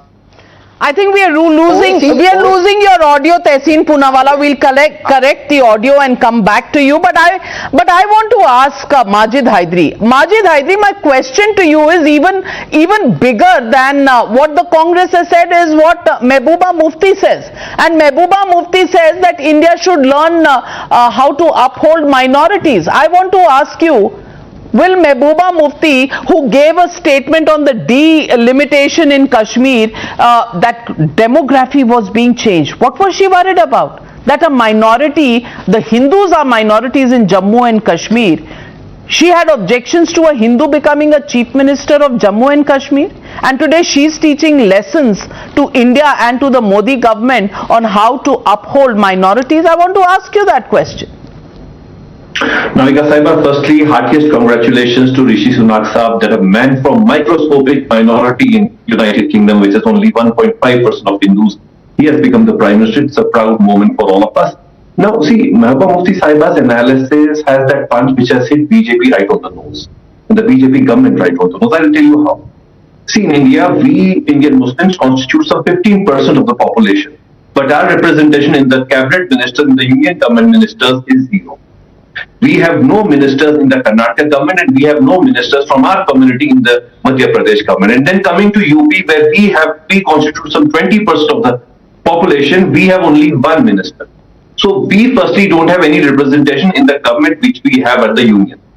That is first thing. The second is that we are being treated like insignificant citizens for the last few years. Our rights are being treated as something insignificant, as is happening in case of hijab, as has happened in case of halal, as has happened in case of azan. We are being treated as insignificant, not only minorities or marginalized minorities, we are being treated as insignificant citizens. Our voice doesn't hold any meaning for the government which is in place for the last since 2014. Why do you say that? That is our problem. Why do you say that? Because let me tell you the numbers here. Pradhan Mantri Awas Yojana, 31% housing goes to minorities. Pradhan Mantri Kisan Samman Nidhi, 33% goes to the minorities. Pradhan Mantri Ujjwala Yojana, 37% goes to the minorities. Pradhan Mantri Mudra Yojana, 36% goes to minorities. So how are you marginalized, Mr. Majid Hydari? Navika Saiba, Pradhan Mantri ji has a jumbo cabinet, but there is no Muslim in that cabinet. So but there is a Sikh. But there is a Sikh, and there was NJ Akbar, there was Mukhtar Abbas Naqvi. Where is the problem? This time, if it is a Sikh, if it is a Parsi, if it is a Buddhist, why do you get hurt? The numbers have been given. I have many reasons to get hurt. I have never seen a Muslim becoming army chief, air force chief or navy chief. Manik Shaw, Sam Manik Shaw. He was a Jew, my friend. Sam Manik Shaw was a Jew, fought against Pakistan, and when he retired, he was offered if he wanted to go to Israel, and he decided to stay in India. What are you talking about, my friend? What are you talking about? Look at the history. Look at the rich history of your own country when you look at Britain. No, I need to make some comparison because that is what the world has taught us today, that BJP come to senses, please stop this communal politics and let the minorities also get their rights. But so who's making it communal? Who's making it communal? Dr. Sudhanshu Trivedi wants to respond to you before I get in Suhail Seth and Anand Ranganathan. Dr. Sudhanshu Trivedi. One thing I want to correct Mr. Majid Hydari, आप भूल गए Air Chief Marshal Hassan Latif remained the Air Force Chief of India, and numerous minorities, numerous Christians, Sikhs, and forget about that. Muslim, you were asking about the Muslim. Lieutenant General Sami Khan was a Deputy Chief of Army, and SFS Rodrigues was the Chief of Army, or IB Chief during Modi ji's regime. In 2014, IB Chief, he remained for 7 months. IB chief. So, what I want to say, but you represent, Mr. Asif Ibrahim was IB chief, for your information. And it was an only example in the history of India when the present government continued the previous government IB chief. Otherwise, it is changed within a month. And second thing I would like to say, ये कश्मीर तो वही है ना, जहां पर कहते थे BJP से यलगार हम ही करेंगे, ये हिंदू चीफ मिनिस्टर बनाना चाहते हैं. And now they are talking about minority. And I want to ask, minority commission का चेयरमैन नॉन मुस्लिम कब बनाया? I want an answer. We made it. अपनी पार्टी में माइनॉरिटी सेल का चीफ नॉन मुस्लिम कब बनाया? Please give me an answer. Sir, we firstly need some voice in the government. We don't have any voice in union government. We need some minister from our community. Dr. Anand Ranganathan. Dr. Anand Ranganathan, the victim card is out again because the only minority in the country is the Muslim minority. Sikhs don't count, Jews don't count, Buddhists don't count, Jains don't count. Bas jo mile so Muslim minorities ko. Isn't that the pain that both the Congress party, which has lived its life of so-called secularism, which was completely steeped in appeasement, and that's what Majid Hydari and people like him have become so used to. Good evening, Navika. No, you're absolutely spot on. I think the nub of the issue is the following, which is that these naysayers and the victim card players and the Congress party will not be satisfied until India turns into an Islamic Republic or a Sharia state. As you correctly said, for them, only Muslims constitute as minority, even though there are more than 200 million of them. They technically are not the minority. In fact, in Kashmir, they're a majority. But har jagah, they want to portray Jains, Sikhs, Parsis, and all those Christians. They are not the minority. Even though in Goa, the Christian population is 25%, and the number of BJP MLAs are 30, one-third of them are Christians. But that doesn't, according to them, even that is anti-minoritism for BJP. So the facts speak otherwise, and I'm not surprised that these arguments are coming, specious arguments are coming from Congress party, because that is to be expected. Two counters to that, Navika, very quickly. Number one, have they ever wondered that, of course, you've also mentioned this, India has had, plenty of people at the top echelons of our legislature and executive and judiciary who are from the minority, Hindu, Christians, Sikhs, Muslims, everyone, Parsis. Number two, if these people believe that all religions imbibe the same values of peace, tranquility, tolerance, love, compassion, then why does it matter to them that the head of the state should also be a Muslim? They should celebrate Manmohan Singh and Narendra Modi equally. They should say, look, they should applaud their merit. Number three, and this is very important, for Mehbooba Mufti, a dynast who stood for and against the abrogation of Article 370 that brutally trampled upon the human rights of lakhs of Dalits, Sikhs, Gurkhas, women, for her to say that we are not a diverse nation is the biggest joke I've heard. And fourth, when they talk of representation, let me tell you the brutal fact, Navika, here you please give me 30 seconds because it's very important. Because this is what they use, the broad brush to browbeat Narendra Modi. The truth is Modi as Prime Minister has done more for Muslims than he has for Hindus. Let me elaborate, give me a minute. Has he taken control of mosques like he has of Hindu temples? No. Has he disbanded the scholarships to Muslim students? No. In fact, he has given scholarships to more Muslims than Manmohan Singh did. 2.37 crore versus 2.33 crore. And 10,000 crores. And Navika, just 30 seconds because it's very important. I need to demolish this bogey once and for all. Has he overturned the SC Sabrimala judgment to placate Hindus like the Shah Bano judgment was overturned by the Congress to placate Muslims? No. Has he reduced AMU funding? No. In fact, he has increased it, including a 90 crore topping up. Has he abrogated the Places of Worship Act to allow Hindus to legally fight and take control of Kashi and Mathura and the holiest places? No. Has he brought in the UCC? No. Has he repealed the anti-Hindu RTE? No. Minorities before 2014. 20,000 skill trained, 5% with government jobs, 3 crore scholarship, 70% girls school dropout rate. A minorities after 2014, 2 million skill trained, 10% with government jobs, 5 crore. I know I'm being interrupted by this fellow because he's rattled. He's interrupting me. Navika, please mute him. I want to go on for 30 more seconds. Majid Hydri, hold on. Look at Majid Hydri, facts always hurt you. He's rattled. While you look for your own band-aid because you're on a remote location, allowed Anand Ranganathan to complete his point. Yes, Navika, he's shaking like a chinar leaf. Please mute him because it's very important and I'm going to say. Please. Thank you. Thank you very much. Now let me tell you another 30 seconds. While our Muslim population is 14.2%, as many as 31.3% of homes under Awas Yojana, 33% of funds under Kisan Samman Nidhi, 36% beneficiary under Mudra Yojana have been Muslims. Pradhan Mantri Shadi Shagun scheme exclusively for Muslim girls who complete their graduation before marriage. They will get 51,000 rupees, housing, skilling, scholarships, government jobs. No other Prime Minister has comparatively done more for Muslims than Modi. फिर भी मोदी को गाली देते हैं. इन्होंने ये धंधा बना दिया नाविका. बिल्कुल ये बस बिल्कुल. और आपके 30 सेकंड्स यूरोप के इन्फ्लेशन रेट की तरह बढ़ते ही चले जा रहे हैं. So let me get in Tehseen Poonawalla.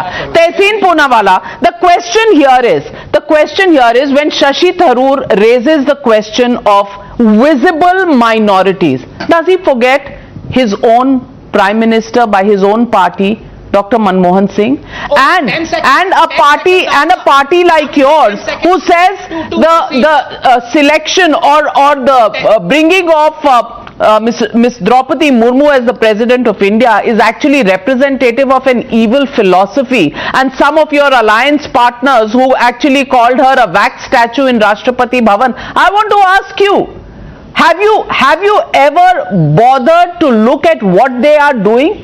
I mean, backward scheduled tribe society woman coming and making it to the top job. That symbolism or that achievement by India is something that you don't see. And Tehseen bhai, very happy Diwali. Just 5 seconds. Arey, 1 minute here. Very happy Diwali. 5 seconds. The last Muslim Congress president. The last Muslim Congress president was Maulana Abul Kalam Azad. 85 years ago. Well, Tehseen. Azad during the pre-independence. No, it was the more important and pertinent point that is trying to be made here by people. I think there's a massive echo again. The fact is that the BJP is anti-diversity. All the examples that you've given, Navika, or Anand has rightly given, have happened during the Congress era, which the BJP is opposed. For example, the women's reservation bill that will bring diversity in the parliament, the BJP is not ready to pass it despite the bill being alive, because Rajya Sabha bills don't die and they have a brute majority in the Lok Sabha. They are anti-women, anti-minority, and Anand, Jains as minority, the Congress gave them minority status, the BJP opposed it tooth and nail.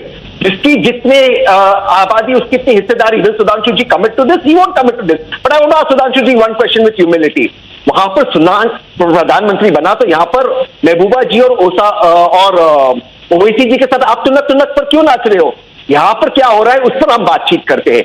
Sunak ji is committed to supporting beef farmers. Why do you take away people's choices? I'm not saying eating beef is right or wrong, but he's made that in a public tweet. You here want to impose your ideology. You know, Suhail said, Tehseen Poonawalla now is down to beef eating. You know, he forgets that Sunak, when he is talking about Sunak, who worshipped the cow, he's suddenly on to beef eating. You know, the question here is that they do not know what their own country does. वो mindset colonial इतना ज्यादा है कि they still live कि बस Britain ही राह दिखाएगा, हमारे देश में कुछ नहीं है. I want to ask you, Sohail Seth, why do Indian political parties find this as an occasion to point fingers at their own government when the Prime Minister is a democratically elected popular leader, the most popular leader? His popularity rates surpass, by miles any other leader in this country, and yet they point fingers at him, Suhail said. So here's the logic, Navika. Number one, Rishi Sunak's Hinduism didn't get him the job. Neither did his cow seva ya Gau Mata ki seva ya worship, nor did his temple visits, it didn't get him the job. But to denigrate someone's religion and then do whataboutery and then make it out to be that India is a country of persecution, it is the most obscenely audacious argument. It hits at the heart of India's democracy. Number one. Number two, Majid, I was born and raised in Calcutta. We never distinguish between minority, majority, blah, blah, blah. For the last 8 years, everyone has been shouting about जी मुसलमानों के साथ ये हो रहा है, वो हो रहा है. भाई 60 साल पहले भी तो ऐसा ही हुआ था. That time you all didn't speak. And my argument is, when I last checked the Constitution of India, it did not guarantee that every Prime Minister of this country must have 2, 3, 4, 5 Muslims in the cabinet. You do Islam and Muslims, great Muslims of this country, no service. Actually, you do them great disservice when you constantly say, that we are being persecuted. Anand Ranganathan gave you facts. Today, actually, most people can say that Narendra Modi is the most anti-Hindu Prime Minister. What will you say to that? Will you applaud? You know what? You will. This is how pernicious the entire divide in India has become. Majid, I didn't interrupt you. Keep the finger down. We will talk as we continue. Third, Rishi Sunak has become the Prime Minister of the United Kingdom. What we need to celebrate, I think Tehseen alluded to it or Sudhanshu alluded to it, we need to celebrate that people of Indian origin are making a mark everywhere. Why do we burst the bubble of great hope, of great optimism, of great pride by saying, Rishi ने United Kingdom में तो कर लिया है, पर यहाँ कभी नहीं कर पाता if he was a Muslim? Why? Why do you hate India so much Why has this hatred become so all-pervasive? You reek of hatred. You reek of hatred because you reek of entitlement. You believe it is the right of every Muslim to achieve, to be prosperous. I agree with you, but do it on merit. Many Hindus in this country believe that by being the majority, they are being pushed into minoritism in terms of sufferance. Is that fair? So my appeal to you, Majid, would be celebrate India. Why should things not happen in India due to merit? Why does it have to be only about appeasement of minorities, and within minorities only of the largest minority, which is the Muslim minority? Navika Sahib, it's always an honor to share dice with Sohail Sahib, but let me tell him that Bharat is different from Bharatiya Janata Party, and criticizing Bharatiya Janata Party does not mean criticizing Bharat or being against India. Now, if a man of Indian origin has been made, who comes from a minuscule minority, a microscopic minority, he has been made, people, I'll say, Sanghiyon se behtar Firangi hain.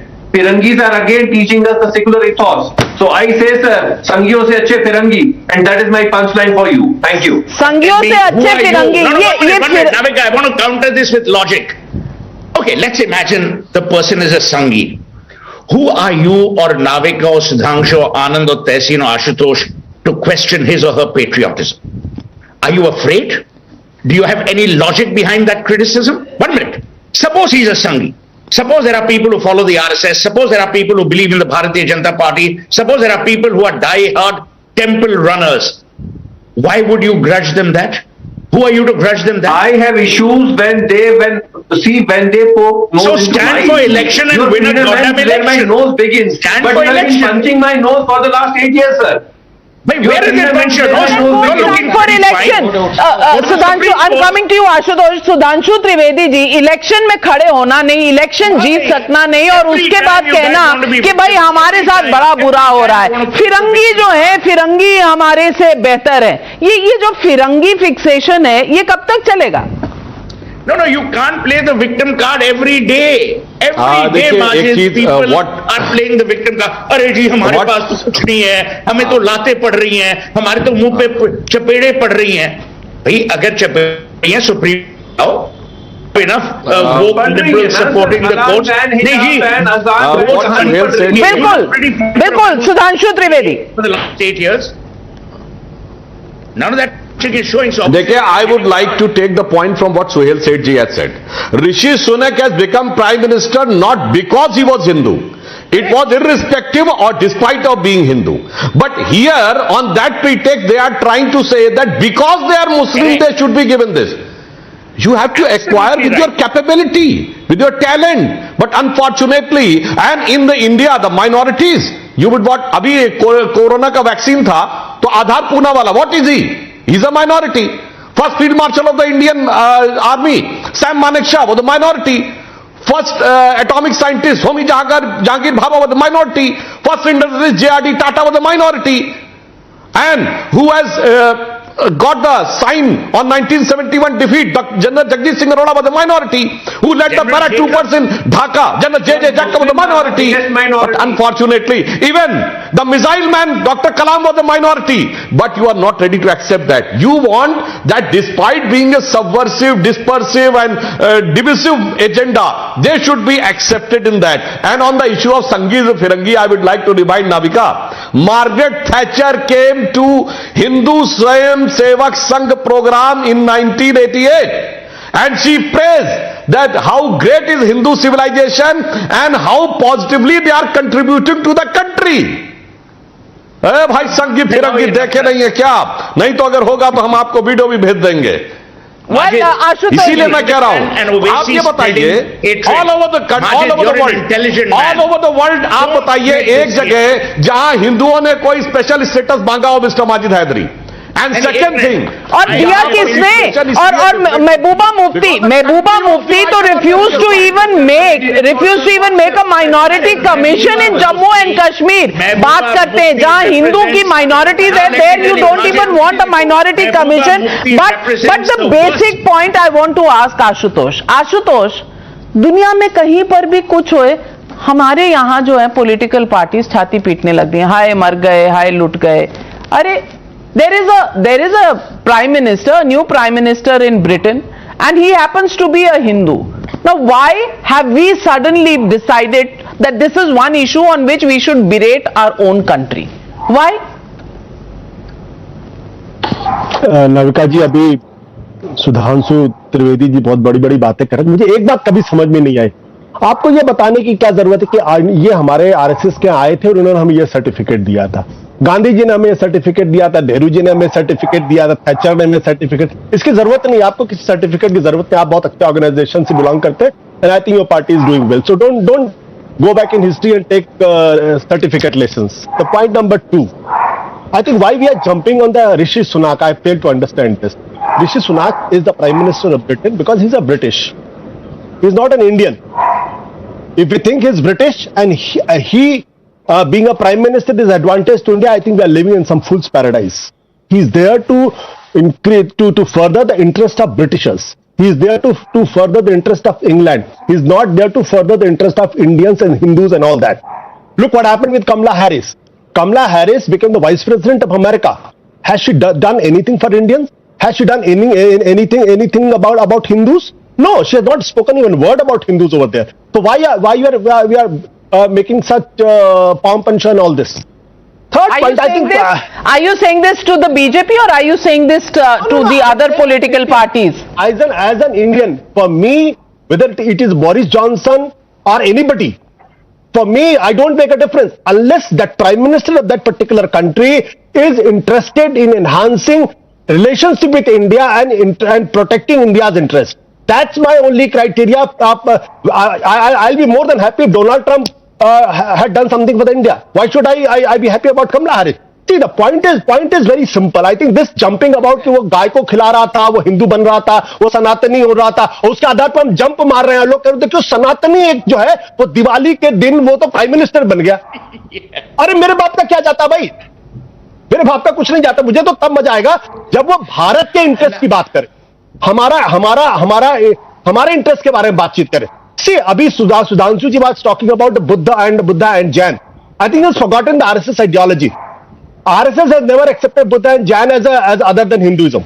They are within the part of the force. 10 अवतार है हमारे यहाँ, 10 अवतार है, बुद्धा अवतार भी है। तो जब सिर्फ यहाँ बोलने के लिए आप उनको माइनॉरिटी बोलना, but you don't even accept Sikh as a separate religion. You think that's a part of Hindu fold. So the basic point is, I'm happy that a Hindu, somebody who belongs to my faith, has become the Prime Minister of England. But to assume more, I think we'll be doing disservice to our country. He's a Hindu, good by faith, but he's not Indian. Let's not confuse issues. Absolutely, 2 generations have been Britishers, but Ashutosh, I'm not getting a drift. Is your objection only to the point made by Sudhanshu Trivedi ji, or do you have an objection to what Shashi Tharoor said, what P. Chidambaram said, or what Mehbooba Mufti said? Because वो तो lessons दे रहे हैं ना मोदी जी को कि आपने वो नहीं किया यहाँ पे जो अब ब्रिटेन में हो गया, उस पर आपने कोई टिप्पणी नहीं करी। Let Shashi Tharoor and Mr. Modi fight it out and decide whether who is giving lessons to whom. This is none of my business. So lessons are only meant for you, Dr. Sudhanshu Trivedi. बाकी सब exempt हैं. बाकी सब exempt हैं any lessons. सधांशु जी से ये बोलिए कि बुद्ध, जैन और सिख ये कब हिंदू फोल्ड से बाहर कब हुए? Okay, he is responding to you. Because according to 1956 Hindu code, they are part of the Hindu. I agree to what Ashutosh ji has said. आज सुनिए तो, I agree to what Ashutosh ji has said. I think he has not heard about several times the RSS chief has said. Even all Muslims are originally Hindu. हम सबके पूर्वज एक हैं. We have been repeated several times. We are not just talking about Buddhists, Sikhs. All Muslims are Hindus. They have just changed the way of worship.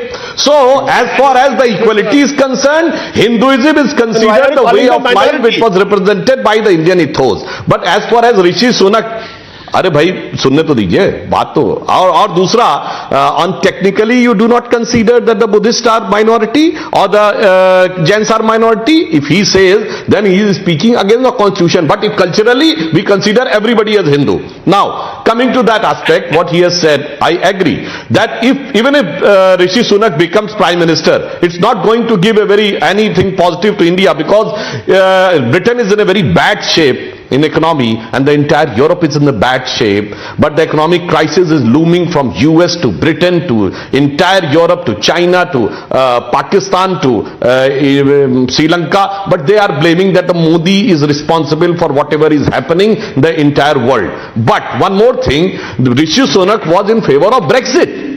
So he was trying to focus mainly on Britain. So we do not expect that much of anything that he will do for Hindus and others. But the point is, वो ये बताना चाहते हैं कि जो धर्मनिष्ठ हिंदू होता है वो कैसे पॉजिटिवली कंट्रीब्यूट करता है all over the world.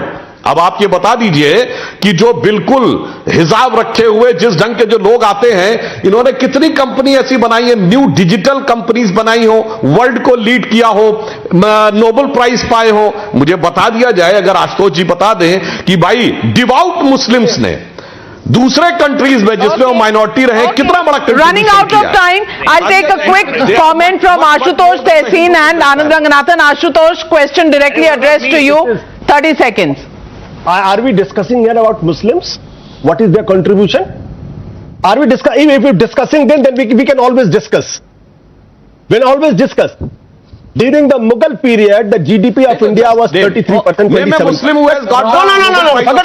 Are we discussing here Muslims, Sudhanshu Trivedi? But that is the point Majid Hydari wrote. No, that is the point that Majid Hydari was raising, that Muslims को कोई हिस्सा ही नहीं मिल रहा, बोलने की इजाजत नहीं है। हालांकि हफ्ते में 4 बार आते हैं, टाइम्स नाउ बोल कर जाते हैं और क्रिटिसाइज कर जाते हैं, पर कह रहे हैं कोई डेमोक्रेसी नहीं है। तहसीन Poonawalla, you know the question here that has been raised by Sudhanshu Trivedi. Respond to that. Since 2 times my audio was cut, can I just make one very brief comment?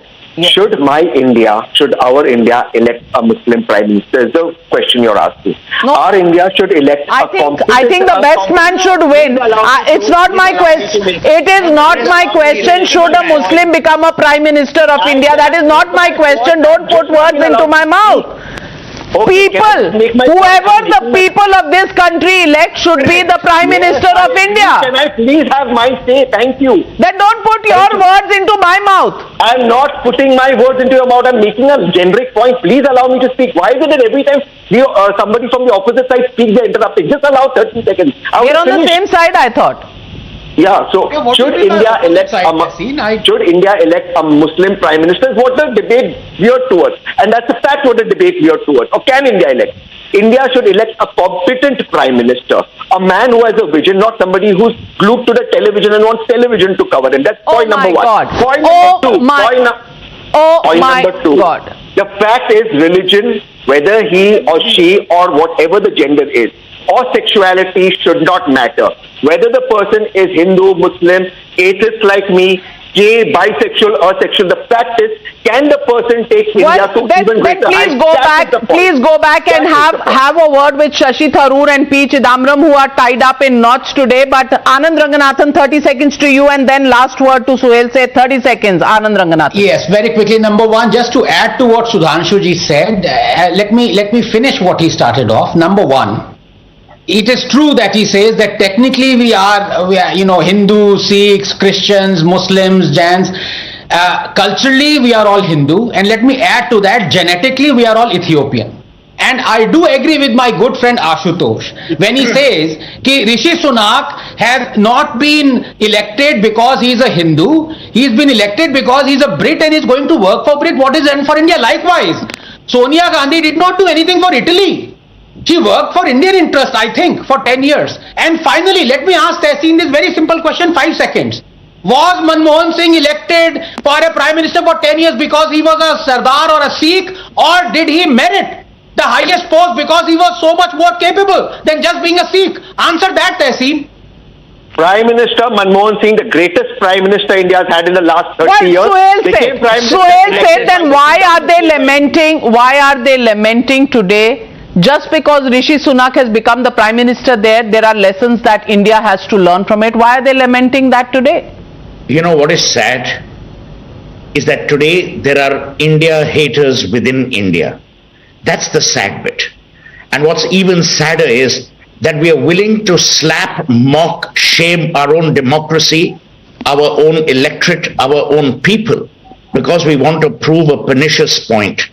The day you stop thinking minority, majority and start thinking India and Indians and Indianness will be a better country. Well the said. day we stop thinking about Hindus and Muslims and Christians will be a better country. Into that heaven of freedom, awaken.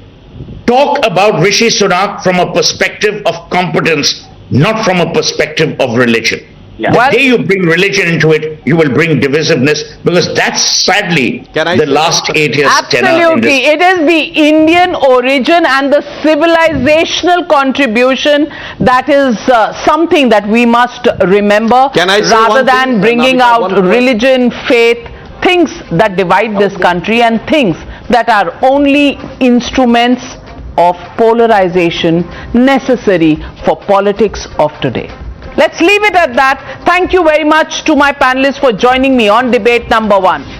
Air pollution levels shot up in Delhi and the air quality has turned to very poor after Diwali night, as the ban on firecrackers was openly violated in many places. However, as per the Central Pollution Control Board data, the pollution levels were relatively better compared to the previous years. The data shows that the AQI in Delhi has been the second best in 7 years on a Diwali day. Now, this slight improvement in the air quality has both the Aam Aadmi Party and the BJP in the national capital fighting for credit. Delhi Environment Minister Gopal Rai claimed that the pollution level in the national capital was the lowest after Diwali compared to the last 5 years, and it was because of Delhi government's initiatives. However, the BJP has claimed that the credit must go to the centre and the AAP, instead of rejoicing, must accept its failure, as the firecracker ban was flouted and that the AAP failed to curb pollution once again in the national capital.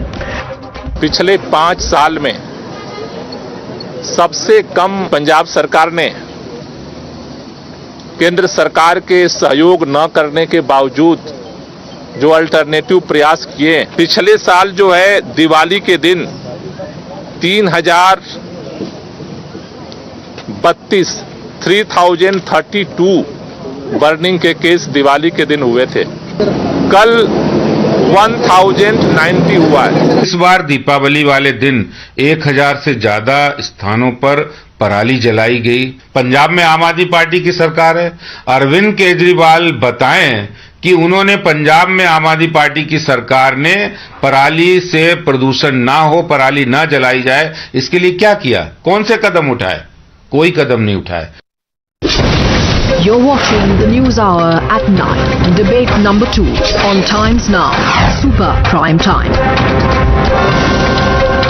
And joining me on the big pollution debate, Charu Pragya, spokesperson of the BJP, taking on Dr. Akashdeep Muni, political analyst, supports the Aam Aadmi Party. Dr. Akashdeep Muni, the question here is simply the fact that there was a cracker ban which was violated openly by many people, and I don't know if any action was taken. In fact, the ban was violated even by a minister to be of the Aam Aadmi Party, number one. And number two, more than 1,000 fires, parali burning fires in Punjab, compared to about 200 odd in Haryana and in Uttar Pradesh. So on two fronts, the Aam Aadmi Party government wasn't able to tackle the problem of pollution, even though they are so busy patting themselves on the back. Definitely, Navika ji, your facts are right, but I'll add to it. First and foremost, in last year, on the same day, on the Diwali day, the AQI in Delhi was 462. Today it was 323, a 30% downgradation. What was the result of it? Stubble burning contributes to air pollution in Delhi. Punjab government has done a big initiative. Punjab government has installed a bio-energy plant which will be consuming 1.3 lakh tons of stubble. And this has resulted in lowering the stubble burning from 3,062 cases last year on the same day to 1,000 cases. So it's 1/3. So this is all about facts, no politics, whatever the BJP is doing all about on this. Well, Charu Pragya, let me ask you this question. some improvement, yes, a little way still to travel as far as bringing all of these issues under control is concerned. But Akashdeep Muni says, पहले आप 20 number से fail होते थे, अब सिर्फ 10 number से fail हो रहे हैं. हरियाणा और यूपी तो इंक्रीज हो रहा है वहां पे. एंड ये नहीं, एक मिनट, आपने अपनी बात कर ली है. Now it is my turn. And Navika, the fact of the matter remains is that crackers don't even contribute in the top 10 reasons for air pollution in Delhi. Not even the top 10 reasons. And this AQI has been getting worse and worse over the last 10 days. अब 10 दिन से तो पटाखे चल नहीं रहे थे साहब. I don't know what world you're living in. The reason for lesser air pollution in Delhi this Diwali has because of rains previously, and because of those rains, the worst of the parali burning is still not upon us.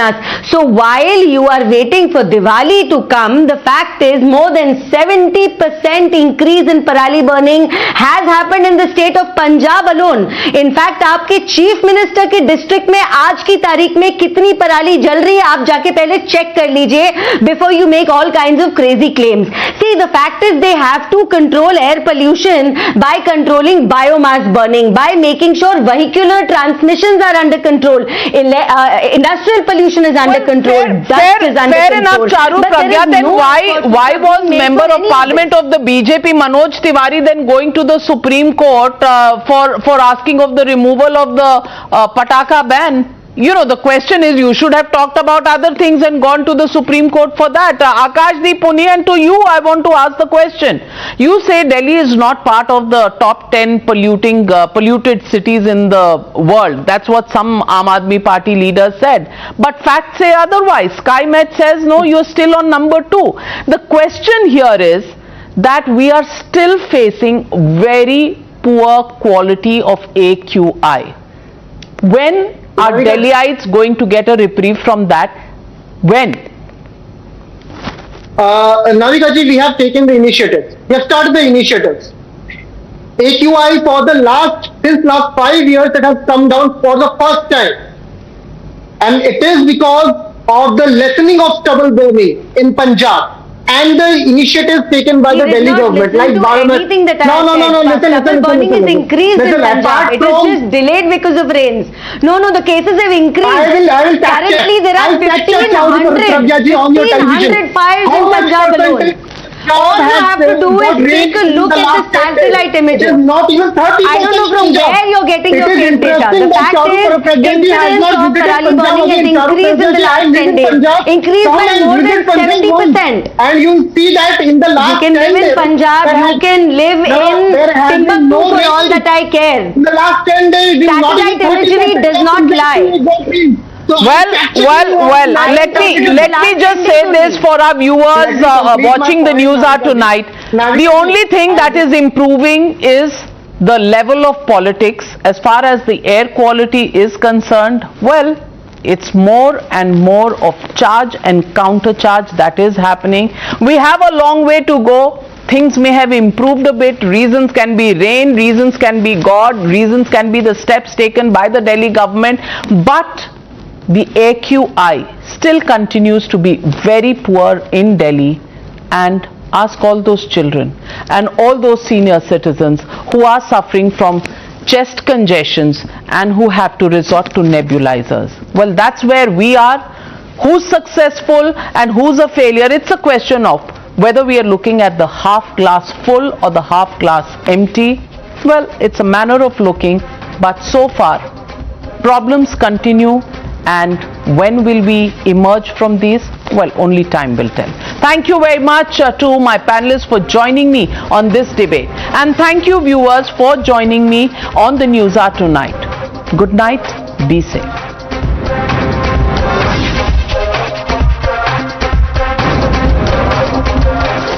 The Newshour at 9 will be right back after the break.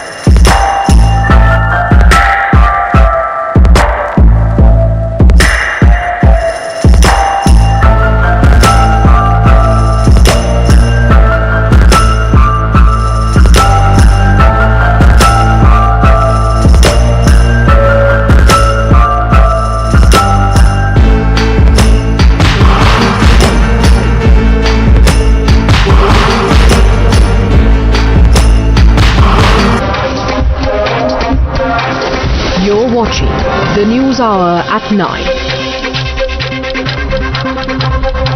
DMC MLA Manik Bhattacharya has been sent to a 4-day judicial custody in connection with the West Bengal teacher appointment scam. As a run-up to the proposed protest against Kerala Governor Arif Mohammad Khan on November 15th, the ruling LDF took out marches across the state, this against the governor demanding resignations of 9 vice-chancellors in Kerala. Convicted rapist Ram Rahim releases new video for Diwali while out on parole. BJP MLA Krishna Midda attends Ram Rahim Satsang, hails rape convict as Maharaj, further says don't politicize netas attending such events. WhatsApp services were back after an outage of over 1.5 hours. Servers across India and abroad were disrupted. Portugal, Sri Lanka and Mexico were among affected countries. Doors of Sri Badrinath and Kedarnath temple along with other temples remained closed today due to the solar eclipse. After the eclipse, pujas were performed in the evening. You were watching the News Hour at 9. Stay tuned.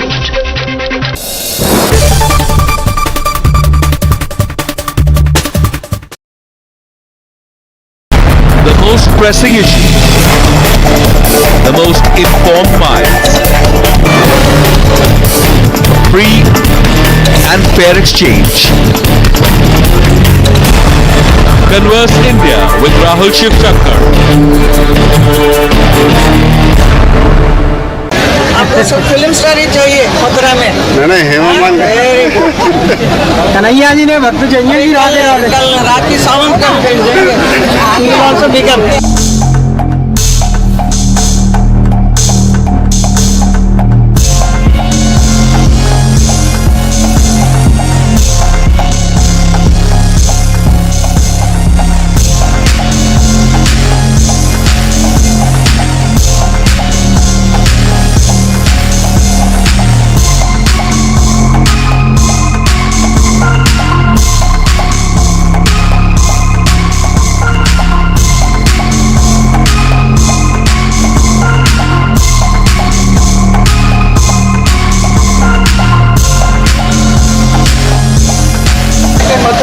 सांसद बनना चाहेंगे तो आप बनने नहीं देंगे आप दिमाग में सबको ऐसा डाल के रखेंगे फिल्म स्टार ही बनेगा आपको सब फिल्म स्टार ही चाहिए मथुरा में नहीं हेमा मालिनी कन्हैया जी ने भक्त चाहिए कल रात की सावन का देंगे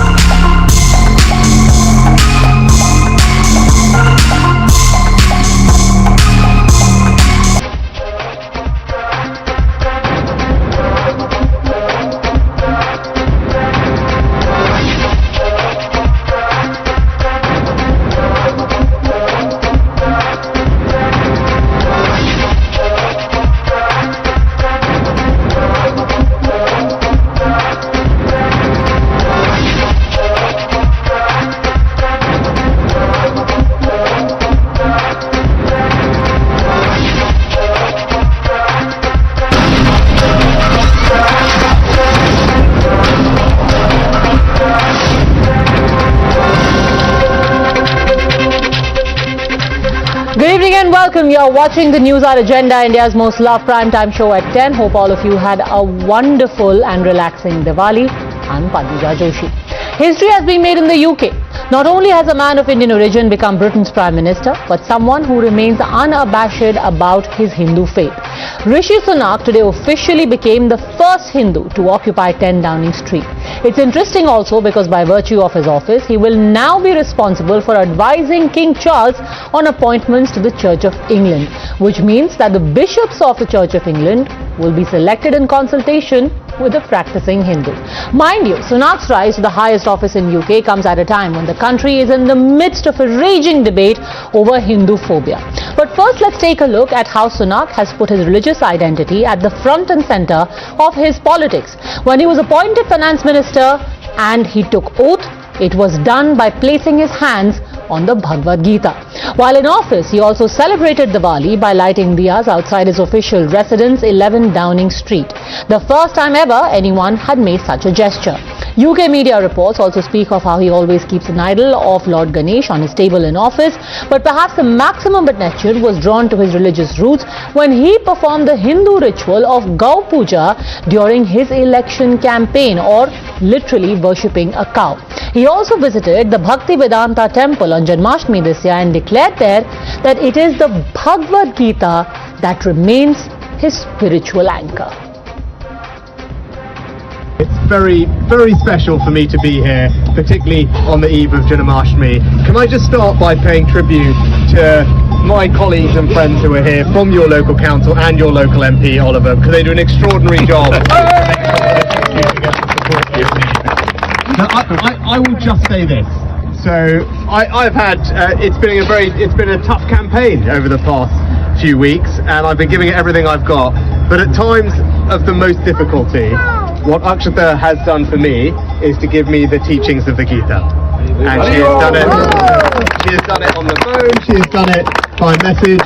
But it is the Gita that has given me strength.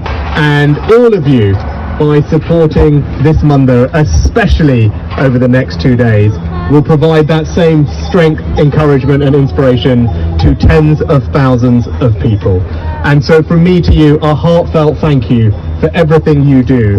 The work and message and teachings of this organization are so important, and in the same way they have given me strength, they will do the same for millions of others around the world, and you play a very special part in making that happen. So all I say to you is, Jai Shri Krishna, and enjoy Janmashtami. Now, mind you, this elevation of Sunak to the top office comes at a time when Britain is in the midst of a raging debate on Hindu phobia. There have been repeated attacks on Hindu places of worship, with 2 instances just in the last few months from Birmingham and East Leicester being particularly horrific. In Leicester, we had shown you how a temple was attacked by an Islamist mob and a saffron flag burnt. In Birmingham soon after, Times Now showed you how devotees at a Durga temple were abused on camera, called cow shit eaters and cow piss drinkers, even as a frenzied mob chanted Allahu Akbar.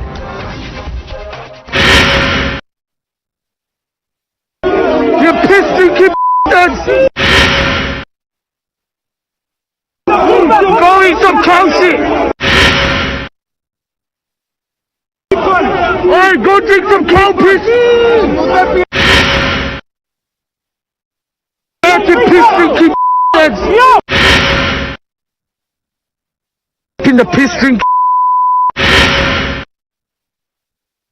You piss drinking bastards! So this is what has happened over the last few months. Now, with a self-professed devout Hindu occupying Britain's highest office, is this the most fitting answer to all the Hindu phobes? Remember, even the behavior of the Western media with regard to the episodes at Leicester and Birmingham had come in for severe criticism of how they simply refused to accept that this was an unprovoked and one-sided attack. Will representation now lead to real justice and acceptance of what the race realities are in Britain? And could this actually be an Obama moment for Hindus worldwide and particularly in Britain? Or is the religious identity of Rishi Sunak only incidental? You're watching the News Hour at 10, debate number 1 on Times Now, Super Prime Time. Joining us now, Dushyant Sridhar, Vedic scholar, Tausifur Rahman and Ravi Srivastav, both political analysts, Sarah Shah Halim, writer and activist. But my first question is to Manu Khajuria, who is an Indian based in the UK. Why is this important? Why is it important that he is a practicing Hindu? Because most people argue he's basically British. That's how he identifies. Yes, Padmaja, he is definitely British, and there is no doubt about that. He is British, but he is also a very proud and practicing Hindu. And I think this proves that there is no contradiction, there is no conflict of ideology and what his public role is. He is someone who is from a constituency which is predominantly Christian. His constituency of Richmond in Yorkshire is 71% Christians. That is the constituency that voted him as an MP, despite the fact that we know that he is a practicing Hindu. He has been the youngest Prime Minister of UK in the last 200 years. He's 42. He was a Chancellor of Exchequer. His rise, his trajectory, his political career has been astounding. It's been so fast. He came into active politics only in 2015. So this is a reflection of two things. First, the British society, which is accepted, which has these value systems where someone like him, the first generation, a son of Indian immigrants who, through their hard work, sheer hard work, have given him the kind of education that he has had and the kind of life he has had. And then he himself has been able to give back to that community. He loves Britain, there is no doubt about that. And yet, he is living in a society which says there is no conflict between his religious beliefs and his public roles, because the fact is that he has absolutely brilliant credentials. He is the man that UK needs right now. Considering all his credentials, he's the one who can possibly pull out British economy from the doldrums that it is right now in. So Sarah Shah Halim, basically it's about representation, and amid this entire narrative of how, there's this militant Hindutva, here is a man who actually represents what a devout Hindu is. He is getting ahead in life, he is the Prime Minister now, and he's done it through the sheer dint of his hard work. See, Padmaja, he represents anything that a truly global citizen should be all about. He represents a new and modern United Kingdom, and people have voted him for his economic reforms because we have seen kind of a downslide as far as the economy is concerned in the United Kingdom. And people haven't voted him because he's Hindu or because his ancestors were Indian or whatever. They simply voted for him and supported him because he's the most competent person at the moment to take on and be the all that he has achieved flies in the face of what Hindus are projected as. This entire thing of, there are these rowdies, these militants, this aggressive brand of Hindutva which is being imported from India. What you see on the streets of Britain is the ugly face of the ugly Hindu. No, this is the face of the Hindu. This is, perhaps you could say, this has been imported from India. Middle class, hardworking people who rise all the way to the top.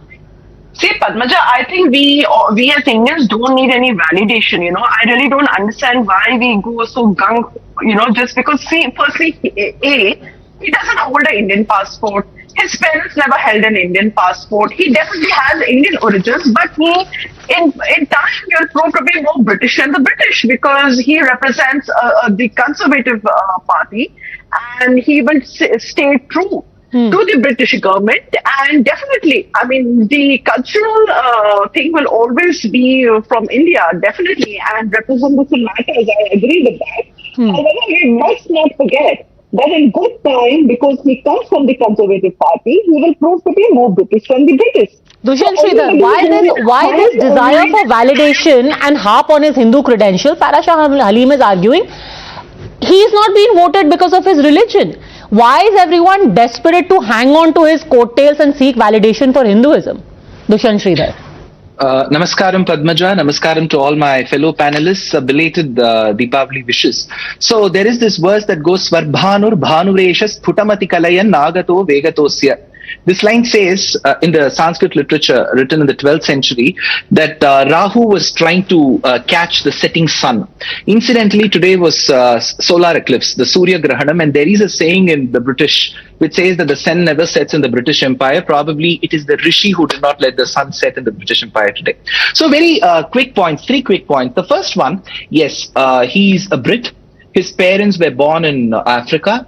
Maybe his grandparents have their ancestry to the larger undivided Bharata, which includes Pakistan and Bangladesh. So as such, as an ordinary citizen, I can just wish that India has a good relationship with UK. Simple. But there are two quick points that I would like to make, Padmaja. One is with respect to the civilization. It is the same Britishers. I'm not talking about the generations of Britishers now. For 200 years, they settled in India. The word may be looted, it may be a bit harsh, but that's the truth. But while going, they called this a civilization that had Charaka, Sushruta, Aryabhatta, Kalidasa, Bharavi, Sriharsha. They called this the civilization of the uncivilized and the barbaric. And look today, even though Hermione was as talented as Harry or even more, she was still called a mudblood. So there will be the stigma of a brown skin ruling them in the days to come. I'm just not trying to tell you that way, but of course it's a very proud moment because there is someone from this ancestry. He's a Brit, his parents were from Africa, but yes, there is an ancestral connection with the civilization. The third quick point that I would like to make is with Hinduism. One point that you made, Padmaja, at the opening is when people say that this is a civilization, a religion that affiliates itself with a cow. See, here today there is a civilization. Largely, people who adhere to this religion and civilization worship the cow. Largely, I'm not saying everybody. So, from this civilization, we have to keep substantiating that we get paneer, we get cheese and everything from the cow. So, we need to love the cow. So, there is always questions asked about why do you love the cow? Whereas there is no question asked about why do you hate another animal from another religion? Because I honestly believe, Padmaja, that people do ask questions to Hinduism, to the beliefs of Hinduism, because they know that they will get answers from this religion.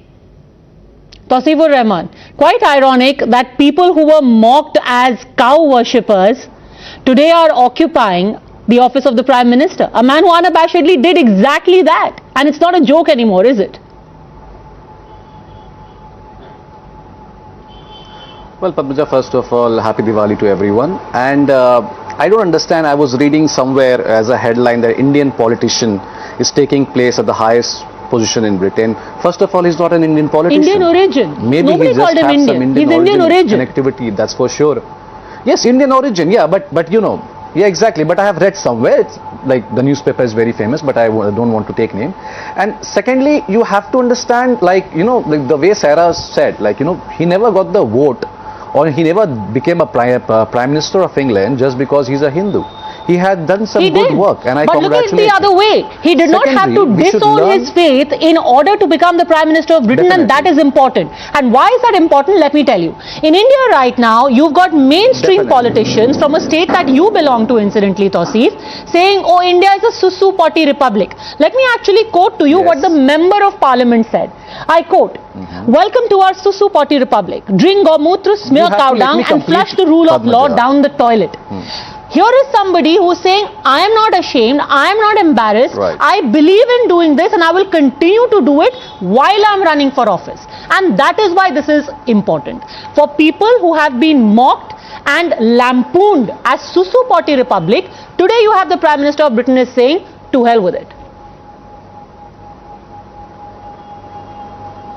No, see, those who are mocking or those who are making fun of anything which should not be done at all, which should not be give courage to anything else, but the only thing is that I want to congratulate the British governance that look how beautifully they selected a minority from the British government, and they are making, it's a huge thing for British Parliament right now.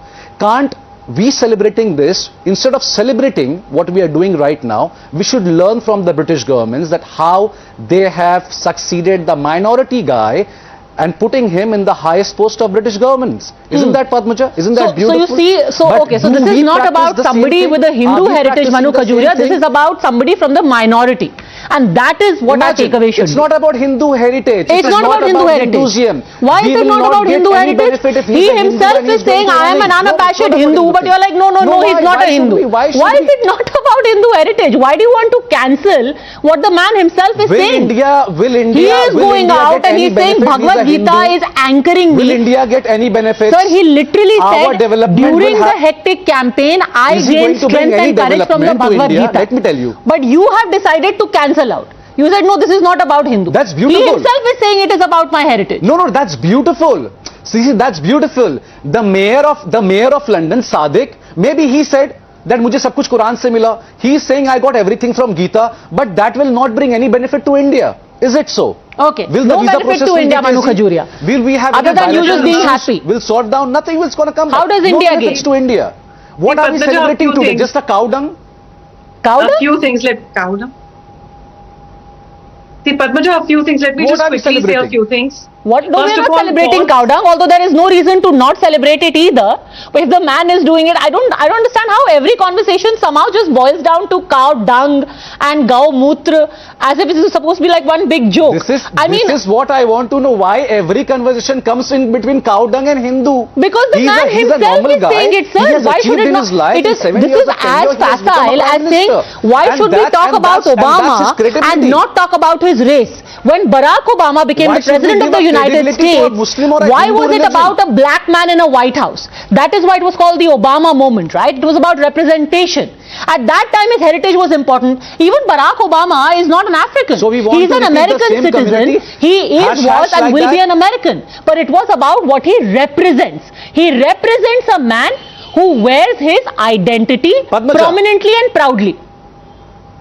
And it's not a joke to him anymore. Manu Khajuria will respond. Let's give credibility to his tenure. 7 years of tenure. He became a prime minister. Let's give a clap to him. Why we are bringing this religion again into this whole thing? Padmaja, I think first of all there is a false equivalence when we are celebrating Rishi Sunak's success. There is a false equivalence. These comments about India should learn from Britain. I come from Jammu and Kashmir. We are yet to see a Hindu chief minister. We have seen political parties in power which have disenfranchised Hindu refugees, Hindu Dalits, Hindu women. That has happened in Jammu and Kashmir. So let's not draw false equivalences. Secondly, the fact that Rishi Sunak is a proud British, that remains. But he's also a proud Hindu is very important for the British Hindu community and Hindus across the world or Indians across the world. Because there has been a climate where Hindus... So that's why India is celebrating. Ma'am, this man will bring no benefits to India. I'm talking about we should just congratulate him. Why it's important? No, it's but he is not going to bring any development, is also important. Jobs, because in a climate where their Hindus are being attacked globally, where they were asking just a month back in Leicester, when they were supposed to remove the Hindu markers, all the Hindu symbols, people were removing the kalava, on their wrists, they were removing the torans from their house. What was happening globally against Hindus, the jokes on cow piss, etc. I think it's a moment of a great happiness that we have a Prime Minister who does not shy off from his Hindu identity. That will not stop. In fact, it is the Hindu values which will make him work for all the communities in United Kingdom. He is not a Prime Minister for Hindus alone. He, in fact, the Hindu values give him the concepts of Sarvetra Sukhina Santu, the concept of Karma Bhumi, of Kritagyata, of Janma Bhumi.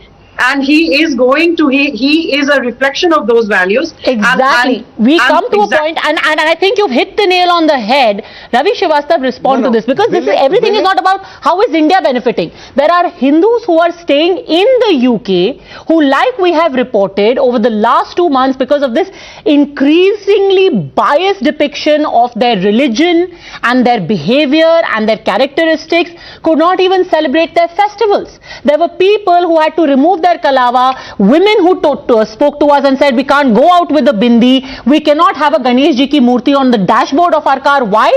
Because we will come under attack. What does the new Prime Minister do? First thing after being announced as the Prime Minister of United Kingdom, he goes and he puts a kalava on his hand. And that is why this is important, Ravi Srivastava. It's not for validation, it's about representation. This is all jingoism and symbolic, nothing else. There is a 7.5% population of Hindus in UK, and I don't think that Rishi Sunak's elevation as a Prime Minister is going to help anyway to those Hindus or so-called the people belonging to that community.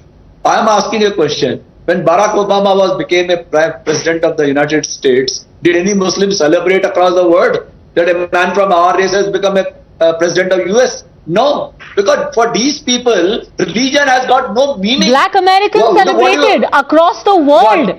Black Americans celebrated.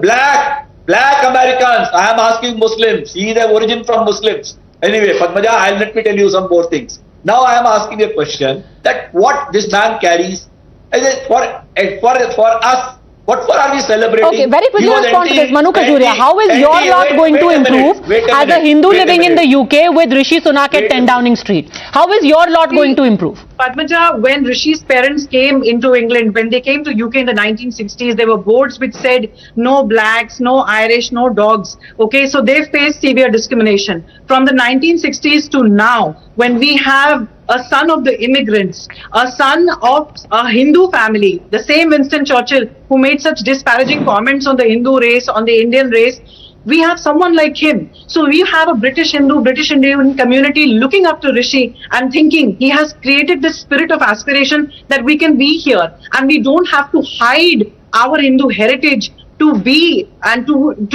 be anywhere we want to be, to dream big. Can I respond? We faced that our temples have been under attack. Last month, my daughter was traveling entire UK for almost a fortnight. And she came back and told me that Indians are more racist to them than the Britishers to the Indians. That's the situation there. I mean, what you people are talking? I am not in the UK, but I don't know what the samples like. I mean, Manu, I think, is better placed to reply to this. Anyway, let me tell you one more thing. Somebody does not want to be happy about Rishi Sunak's success. We can't help it. I don't know where this evidence is coming from. He'll be chanting from the Bible. The way Boris Johnson did it when the Queen died. He will be chanting the Bible, not the Gita there. He's a Prime Minister. He has sworn on the Gita. Inside the four walls. Mr. Srivastava, he took oath on the Gita, even as Finance Minister. He took oath on the Gita. Let him take that. I'm telling you, he will be taking an oath on Bible too. Shortly, you watch it. Nothing is going to change. And these people, what have they done to Indian? His wife was involved in the tax fraud. He himself was having anti-India He was not involved in the tax fraud. Boris Johnson government. What are you talking? They are the different people altogether. You keep your Hinduism tightly in your pocket. That's all for them. But we can't do anything when there are self-loading Hindus and Indians. When they are a Prime Minister of the Okay, Mr. Sridhar, please. Okay, Ravi Srivastava, you have done some crystal ball gazing and you have declared on behalf of Rishi Sunak that he is going to take oath on the Bible. I mean, I don't really know what to say about that, but Dushyant Sridhar, respond. Yeah.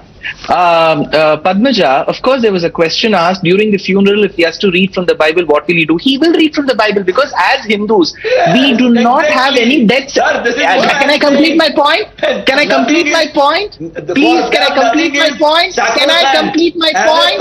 Can I complete my point? Excuse me, sir, can I complete my point? Please go on, Mr. Sridhar, yes. You spoke. So, see, the point is when he said that he will be reading out from the Bible, there is absolutely no problem because for a practicing Hindu, when we read out verses from other holy books, we don't have a problem at all. So, if Rishi Sunak is going to read from the Bible, so what does this... See, the point here is there is a representation of a religion which the Britishers ruled, that particular land where Hinduism was prominent for 200 years. There is one person who is a Brit today who's representing that Hinduism, who's coming there and standing. That's all. We are not telling we'll get special privileges or anything of that sort. This is a talk about representation. Mr. Shiv Sagar Ram Ghulam became a president of the Mauritius. What Hindus gained across the world? Kamala Harris became the vice president of the United States. What Hindus or anybody gained? Actually, that's a huge difference to compare Kamala Harris and Bobby Jindal to Rishi Sunak is in itself erroneous, sir. These are people who actually never gave any representation to their religion, and which is why we are talking about Rishi Sunak and what he does to his religion. Kamala Harris and Bobby Jindal were infamously described as more white than the white people themselves. And here Rishi Sunak has decided to make a huge departure from that. Exactly the same thing I am saying. They are the global citizens. For them, religion is not secondary, even tertiary, which they practice in the four walls of their house. Nothing more. Actually not. He went out of his house into the UK Parliament, swore on the Gita, went to a temple in public, decided to put on a kalava, went to another place, decided to do cow worship. He has been loud and proud about being Hindu, sir. This is not something that you're skulking about in your house, which is the real thing. Which is the biggest issue over here, Saira Shah Halim, that nobody has to skulk around and say, oh, in order to be acceptable in the United Kingdom, in order to be acceptable as a mainstream politician, I must disown my religion. No. See, it's not about disowning anybody's religion. All I am iterating it, he's a global citizen. Now when he is representing UK, he will be representing all the people and not just Hindus or Muslims or any other community. He will represent everybody. Because his job is representing the people of the United Kingdom, but you are prominently saying that this is my religion. You do not have to disown your heritage and your religion or your identity in order to be a global citizen. That is the point, ma'am. Up till now, you would never have anyone running for office saying, you know, I am a practicing Hindu, I am extremely proud of it, and I am going to go ahead and run for office despite all of this. Everything, see, I think all this is irrelevant. What is most important is whether the man is competent to lead the country or not, and I very well think he is capable enough to lead the country. Whether he's Hindu, whether he's an atheist, or whether he's a Christian, it doesn't matter. The question is whether the man can lead the country in these distressing times or not, and I feel that Rishi Sunak is the best man. There are two very separate issues. Yes, there is an economic crisis, and he has to address that. I'm talking about his importance in other spheres. For example, and I think Manu Khajuria can weigh on this, in the last 1 year, we've had repeated instances, not just of how people were treated, Hindu people were treated by the general public and in particular by Islamists in the UK, but also the UK media. Is that going to change at all? Is there going to be any difference made purely because one man has landed up at 10 Downing Street, Manu Khajuria? As you're talking about the media, especially the media, if you look at Guardian, how it represented Priti Patel. It was a Hindu-phobic, racist cartoon of Priti Patel, the Home Secretary of that time. She was shown as a, you know, illusion or as a cow. Exactly. Again, the whole debate on cow and Hinduism. This was from the Guardian itself. And again, I'm saying the premise of your debate today is that does it mean something to the Hindus living in Britain or elsewhere who have seen what has happened to the Hindus in Leicester, in Birmingham, what has happened to the temple? Yes, it means a lot. It means that you can be an able leader, and to be an able leader of a democratic Christian country, United Kingdom, again, as I said, it's a credit to the British society, but you do not have to erase your Hindu heritage or Hindu identity. And you cannot compare him with Kamala Harris because he's a practicing Hindu. He wears a kalava, he lit that diya, you know, the video that is viral on social media, where he's lighting the diyas and he's placing a rangoli, is when he was the Chancellor of Exchequer. This is 11 Downing Street. That's what he did 2 years back. So it is important for Hindus everywhere. It is a moment for us to celebrate. And why shouldn't we celebrate? He represents that aspiration that you do not have to hide your Hindu identity to be able to do good for the community, for your nation, for everyone. Tausifur Rahman is smiling. Yeah, of course I want to smile because, you know, my concern is about my country only, and I want to congratulate again to Miss Manu that she is very happy that a Hindu person has become the Prime Minister of England. But I am more concerned about my country as the Hindu Prime Minister of my country is doing nothing good for my country. So should I waste my time on Indian national? Mr. Rishi? Indian national, Tausif or should I so my be more country is very concerned much about India, Narendra but I am Modi? a practicing Hindu. He is also a Hindu. He is also a Hindu. Narendra Modi is a Hindu. He is following Sanatan Dharma. What good he has done for my country? I am more concerned, ma'am. I am not bothered about London. I am not bothered about London Muslims. I am not bothered about London Hindus. I am not bothered about any religion. I am only bothered about my Indians, my country, my people, my development, and I want work in this country. Whose children do really well. The Prime Minister of my country is a Hindu. The Chief Minister of my state is a Hindu. The Home Minister of my India is a Hindu. Nothing good is happening in this country, ma'am.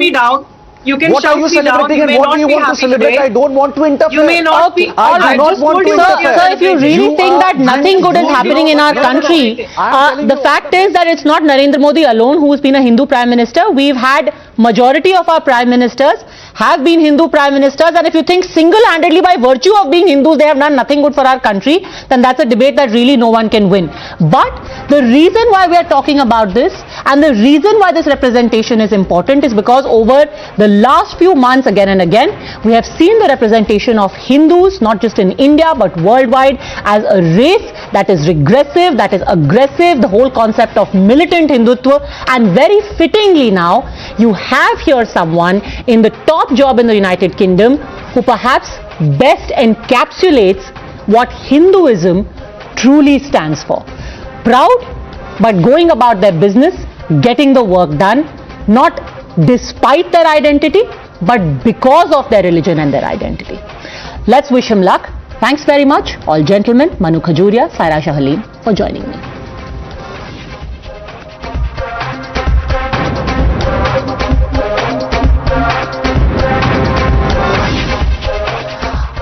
On Sunday, the 23rd of October, a blast took place in Coimbatore in which a 25-year-old man named Jamish Mubin was killed. Now that blast is at the center of fireworks between the DMK government and the opposition BJP in Tamil Nadu.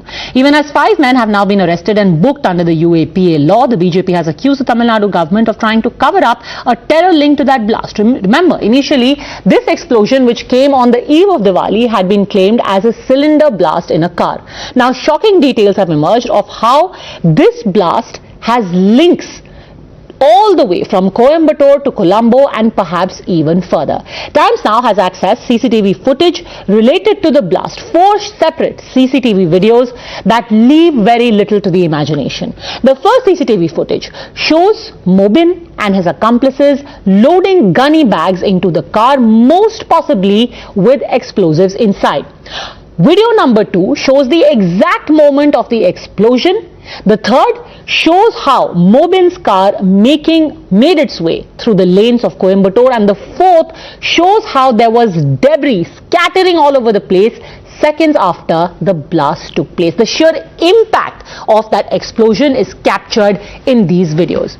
Now let's tell you why the BJP is calling it a terror attack and a cover-up. Mobin was an engineering graduate who was quizzed by the NIA in 2019 over alleged links with the ISIS. He was following a terror group, National Tawahjah Jamaat's ideologue Zahran Hashim, on social media and was in touch with him and his aides. Hashim was one of the terrorists behind the serial bomb blast that took place in Colombo in 2019, in which as many as 300 people were killed. The cops also recovered low-intensity explosive materials from Mobin's house, but despite all of that, the Stalin government so far has remained quiet on the ISIS shadow over the state, leading to a political blame game. During the investigation, it was found that some explosives were also used in the car. Based on the findings in the investigation, 5 persons have been arrested and the UAPA has also been invoked. Jamish Mubin, he was questioned by NIA in 2019, sir. What is his history? Did he have any criminal background, or did he have any links, or was he a sympathizer with ISIS? Sir, can you give us details on that, sir? So 2019 he was questioned by NIA in so-called Asarudin module, and then he was let off probably due to lack of evidence. It's a clear-cut intelligence failure. It is not one person who did it. He got a car from somewhere, he sourced explosives from somewhere. After BJP's pressure from yesterday to our senior leaders in the press, they have picked up 5 more people today. But very curiously, the Tamil Nadu police FIR doesn't disclose the sections. The press meet, they only mentioned cylinder bomb blast. We have picked up 5 more, and they have to book them under UAPA case and transfer that case to NIA. So is there any truth to the claims that there was an effort to cover up the terror linked to the Coimbatore blast? Why was it called a cylinder blast to begin with? And is the growing ISIS footprint in Tamil Nadu the biggest cause for worry for the state, and not just the state, in fact the country? You're watching the News Hour at 10, debate number 2 on Times Now, Super Prime Time. Joining us now on the debate, S.C. Rajshekharan, lawyer, Dr. Sumansi Raman, political analyst, also political analyst S.S. Sriram. But my first question is to Vinod Selvam, spokesperson of the BJP. 5 men have been arrested. They've been slapped with UAPA. Why is the BJP still not satisfied? Vinod P. Selvam. See, it is very pertinent to observe the fact that ever since the PFI ban has been imposed across the country, the only state where several instances of petrol bombings have happened is in Tamil Nadu. And it's also very interesting to note that the highest number of these petrol bombings have happened in the city of Coimbatore. Now, Coimbatore has always been sensitive, and it has always been a place where terrorists have been thriving ever since 1998.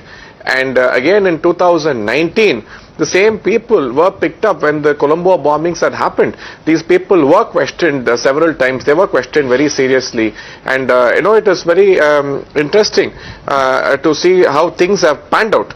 And it is quite shameful that the DMK government till date has not come out, and they have not called this cowardice attack as a cowardice act as a terrorist act. They maintained that it was just a cylinder blast for the longest time, and only after repeated interventions by the BJP and questions by the media did the DGP even give a conference about this episode. It also in Tamil Nadu, even for a small post on social media, the police immediately act. They come up with a 5-page presser. They give a press release. They give a press note, and everything is being done. But when such an incident has happened, when the national security is being compromised here, the police still have not people made aware of what is happening, and the people are feeling really unsafe, and it is time to call a spade. Are you saying that this was done deliberately? That the police was trying to mislead the public on the ISIS connection? Why would they do that?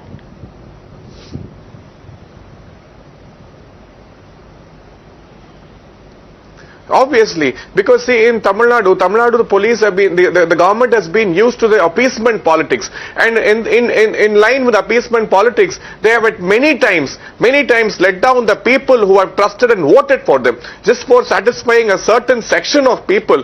They have repeatedly, time and again, not acted against people who should have been arrested long back. Now, this is an absolute failure of intelligence of the Tamil Nadu police. Okay, let's take this one by one. Okay, so serious charges, Dr. Sumansi Raman. First of all, the charge number 1 is appeasement politics led to an attempted cover-up of an ISIS link.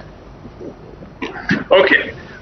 First of all, Padmaja, I would not fault the police so far in their investigation, for the simple reason that within 24 hours, the deceased was identified, his place was searched, accomplices were picked up, and the threads of, I think they seized about 50 kilograms of explosive material and so on. So as far as the process of investigation, the DGP himself spent 24 hours in Coimbatore, visited the spot immediately, the ADGP was there. So I think that as far as the actual investigation process, I cannot fault the Tamil Nadu police. They seem to have done their job. Now, where there is a problem is in the communication of this whole thing. Now, to still maintain that it was a cylinder blast seems to be a little, naive at this point of time. And obviously, I don't want to speculate on the reasons why the government is or the police is not coming out and explicitly saying, calling this event for what it was. But apart from that, I think they've done their job. They've done their job, Mr. Sriram, S.S. Sriram. They've done their job 24 hours. They've arrested 5 men. One man is dead. They've identified who he is. What more do you expect? Good evening. Prevention is better than cure. I'm sure there has been a consistent intelligence failure. I'm not finding fault with the efficiency of a police force, but there has been quite a good number of gaps in the past, and as is the case of this as well. I mean, for a DGP and the ADGP and the DGP intelligence to rush to Coimbatore for a cylinder blast is something which is more than what it actually had happened. I'm sure they are aware of what has happened. I'm sure they would have got the information from the Commissioner of Police there. They should have honestly given a very fair and a honest acceptance as to what could have happened and what they are working on and how they are they're planning to probably get this investigation on, which was lacking, which was not transparent. That is one point which we can't ignore. They kept on insisting it's only a cylinder blast. But I don't see a DGP rushing to a district of any state if there is for a just for a cylinder blast. Everyone's So being that's very the only gap. circumspect and mysterious about this. Everyone keeps suggesting some kind of foul play, but you don't spell it out. What do you mean when they kept calling it cylinder blast and then the DGP rushed? Are you saying that they were trying to obfuscate the facts, that they were scared to say there's an ISIS connection, they did not want to disclose who Mubin is? This could also be in the interest of letting the investigation proceed, right, Mr. Sriram? Well, I do have to agree partially to it, but I'm also of the fact that probably the ruling dispensation do not want them to, go out and openly and give their own opinion faster. That could also be one pressure from the corridors of power to tell them not to give them total information. Okay, but Dr. Suman Siraman wants to respond a bit, Mr. Rajashekharan, because the more important and the scary part is that the insinuation is politically it seemed inconvenient to admit that there is an ISIS link. Mr. Rajashekharan. Or as Vinod P. Selvam calls it, appeasement politics. See, first we should understand, Padmaja, first we must understand this whole incident very serious and no compromise when it comes to security of anybody. Let it be an ordinary citizen or a high-profile citizen. But as far as the investigation is concerned, they have a method in place. They have a system in place. Any police for that matter. Be it a BJP government, Congress government, DMK government, any government, the police force acts according to what they are supposed to do. Let us not insinuate something for the whims and fancies of TV studio debaters and right-wing sympathizers and BJP spokespersons. Let us be honest again. We must give it to the police, as rightly pointed out by Suman. The police have done their job meticulously. The incident happened on 21st VRs, and immediately the patrolling police informed the higher officials, and they have immediately arrested 5 people within a span of 20 hours, and everything is in place. And within 48 hours, because UAPA actually on this panel, 3 people are still questioning why hasn't the CM spoken about, and this is not some, this is not some small theft or a petty theft. This is a blast, and there is an ISIS connection. Somebody who was related to a terror attack in 2019 that killed 300 people, sir. And mind you, we still do not know who the other accomplices are.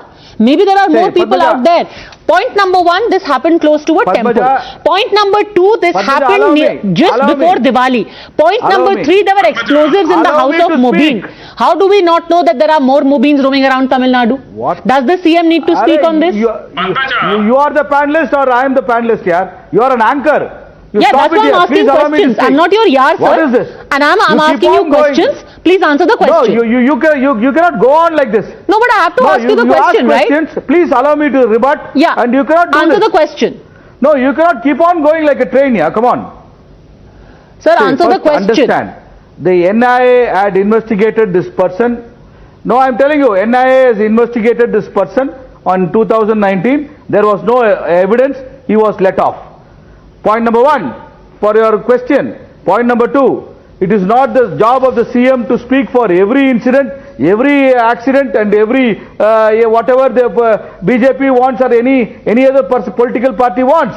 It is a job of the investigating officers, HOPF, Head of Police Service, Mr. Shailendra Babu has given a press meet, and other jurisdiction commissioner has given a press meet, and he has briefed the press. It has been done with sheer professional. Vinod Selvam, it is not the CM's job to come and give press statement to satisfy you. Sheer professional job. Vinod Selvam.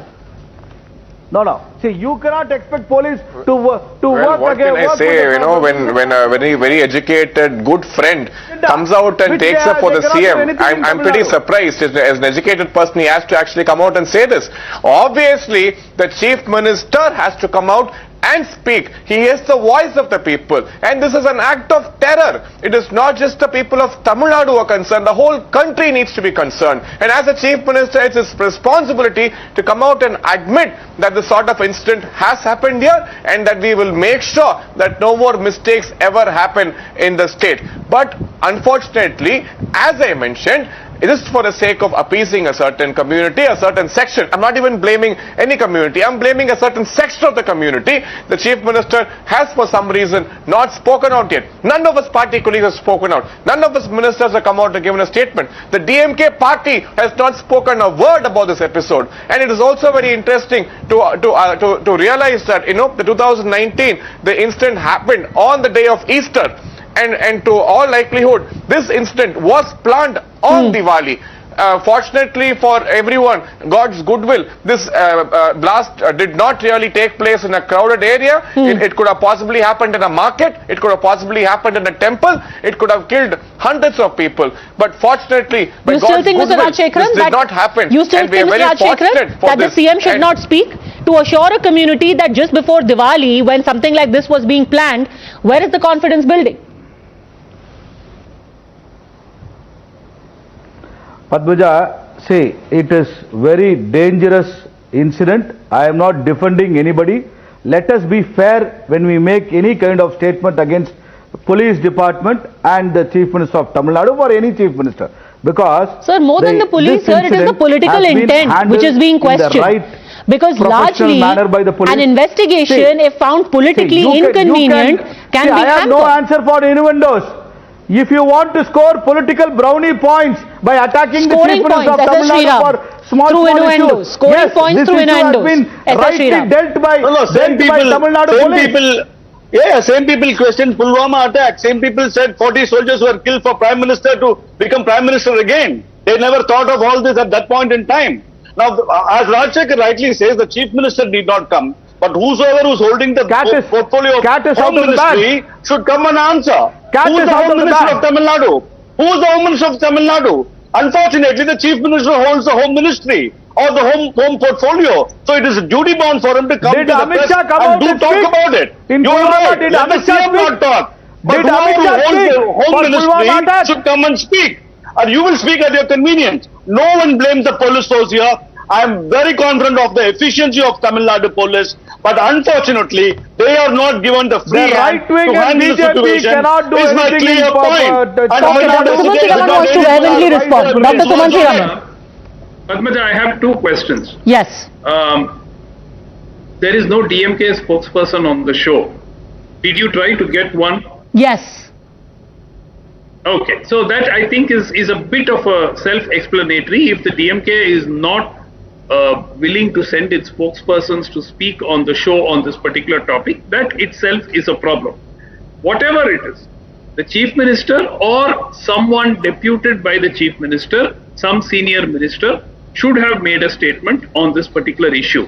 As far as the police not being more open with the details, look, Padmaja, we have to understand that we still do not know what the plan was. Now, clearly the plan was not to go alone in a car at 4 a.m. and blow up in the middle of the road. Clearly the plan must have been more, because they had more explosives which have been recovered from the house and so on. So the police are still investigating. They're still trying to put together the pieces of the puzzle to find out what exactly was the plan. Most importantly, the NIA is empowered to suo moto take over such cases, right? And if Mr. Vinod Selvam or Mr. Sriram feels that the NIA should be investigating this case, they should persuade the central government to ask the NIA to take over. The NIA persuade the central government, Vinod Selvam. Persuade the government, the centre. I'm pretty sure that seeing the developments happen in the state, the NIA will take over this case, and we also insist that the NSA should be slapped on these people who have been responsible for this episode to happen. And I think it's also very imperative of the state government to make sure that every other person connected, we are told that more people have been taken into custody, but the names are not being revealed, the identity is not being revealed. All these people, all the information of the people who have been involved in this cowardice act should be brought to justice, and the names should be revealed, and the police should ensure that another episode of this sort should never take place on Tamil soil ever again. All right, I'm going to leave it at that. It's a serious episode, because imagine here is somebody whose house had over 50 kgs of explosive material. 5 men arrested, 1 man is dead. How do we know that they did not have more accomplices? The timing, the spot at which this explosion took place, all of that make it extremely dangerous. For it to be connected to the ISIS, it needs a deeper investigation. Here's hoping that the NIA does step in and it goes beyond just political point scoring. Thanks very much, all gentlemen, for joining me. Thanks very much for watching. I'll see you tomorrow at the same time.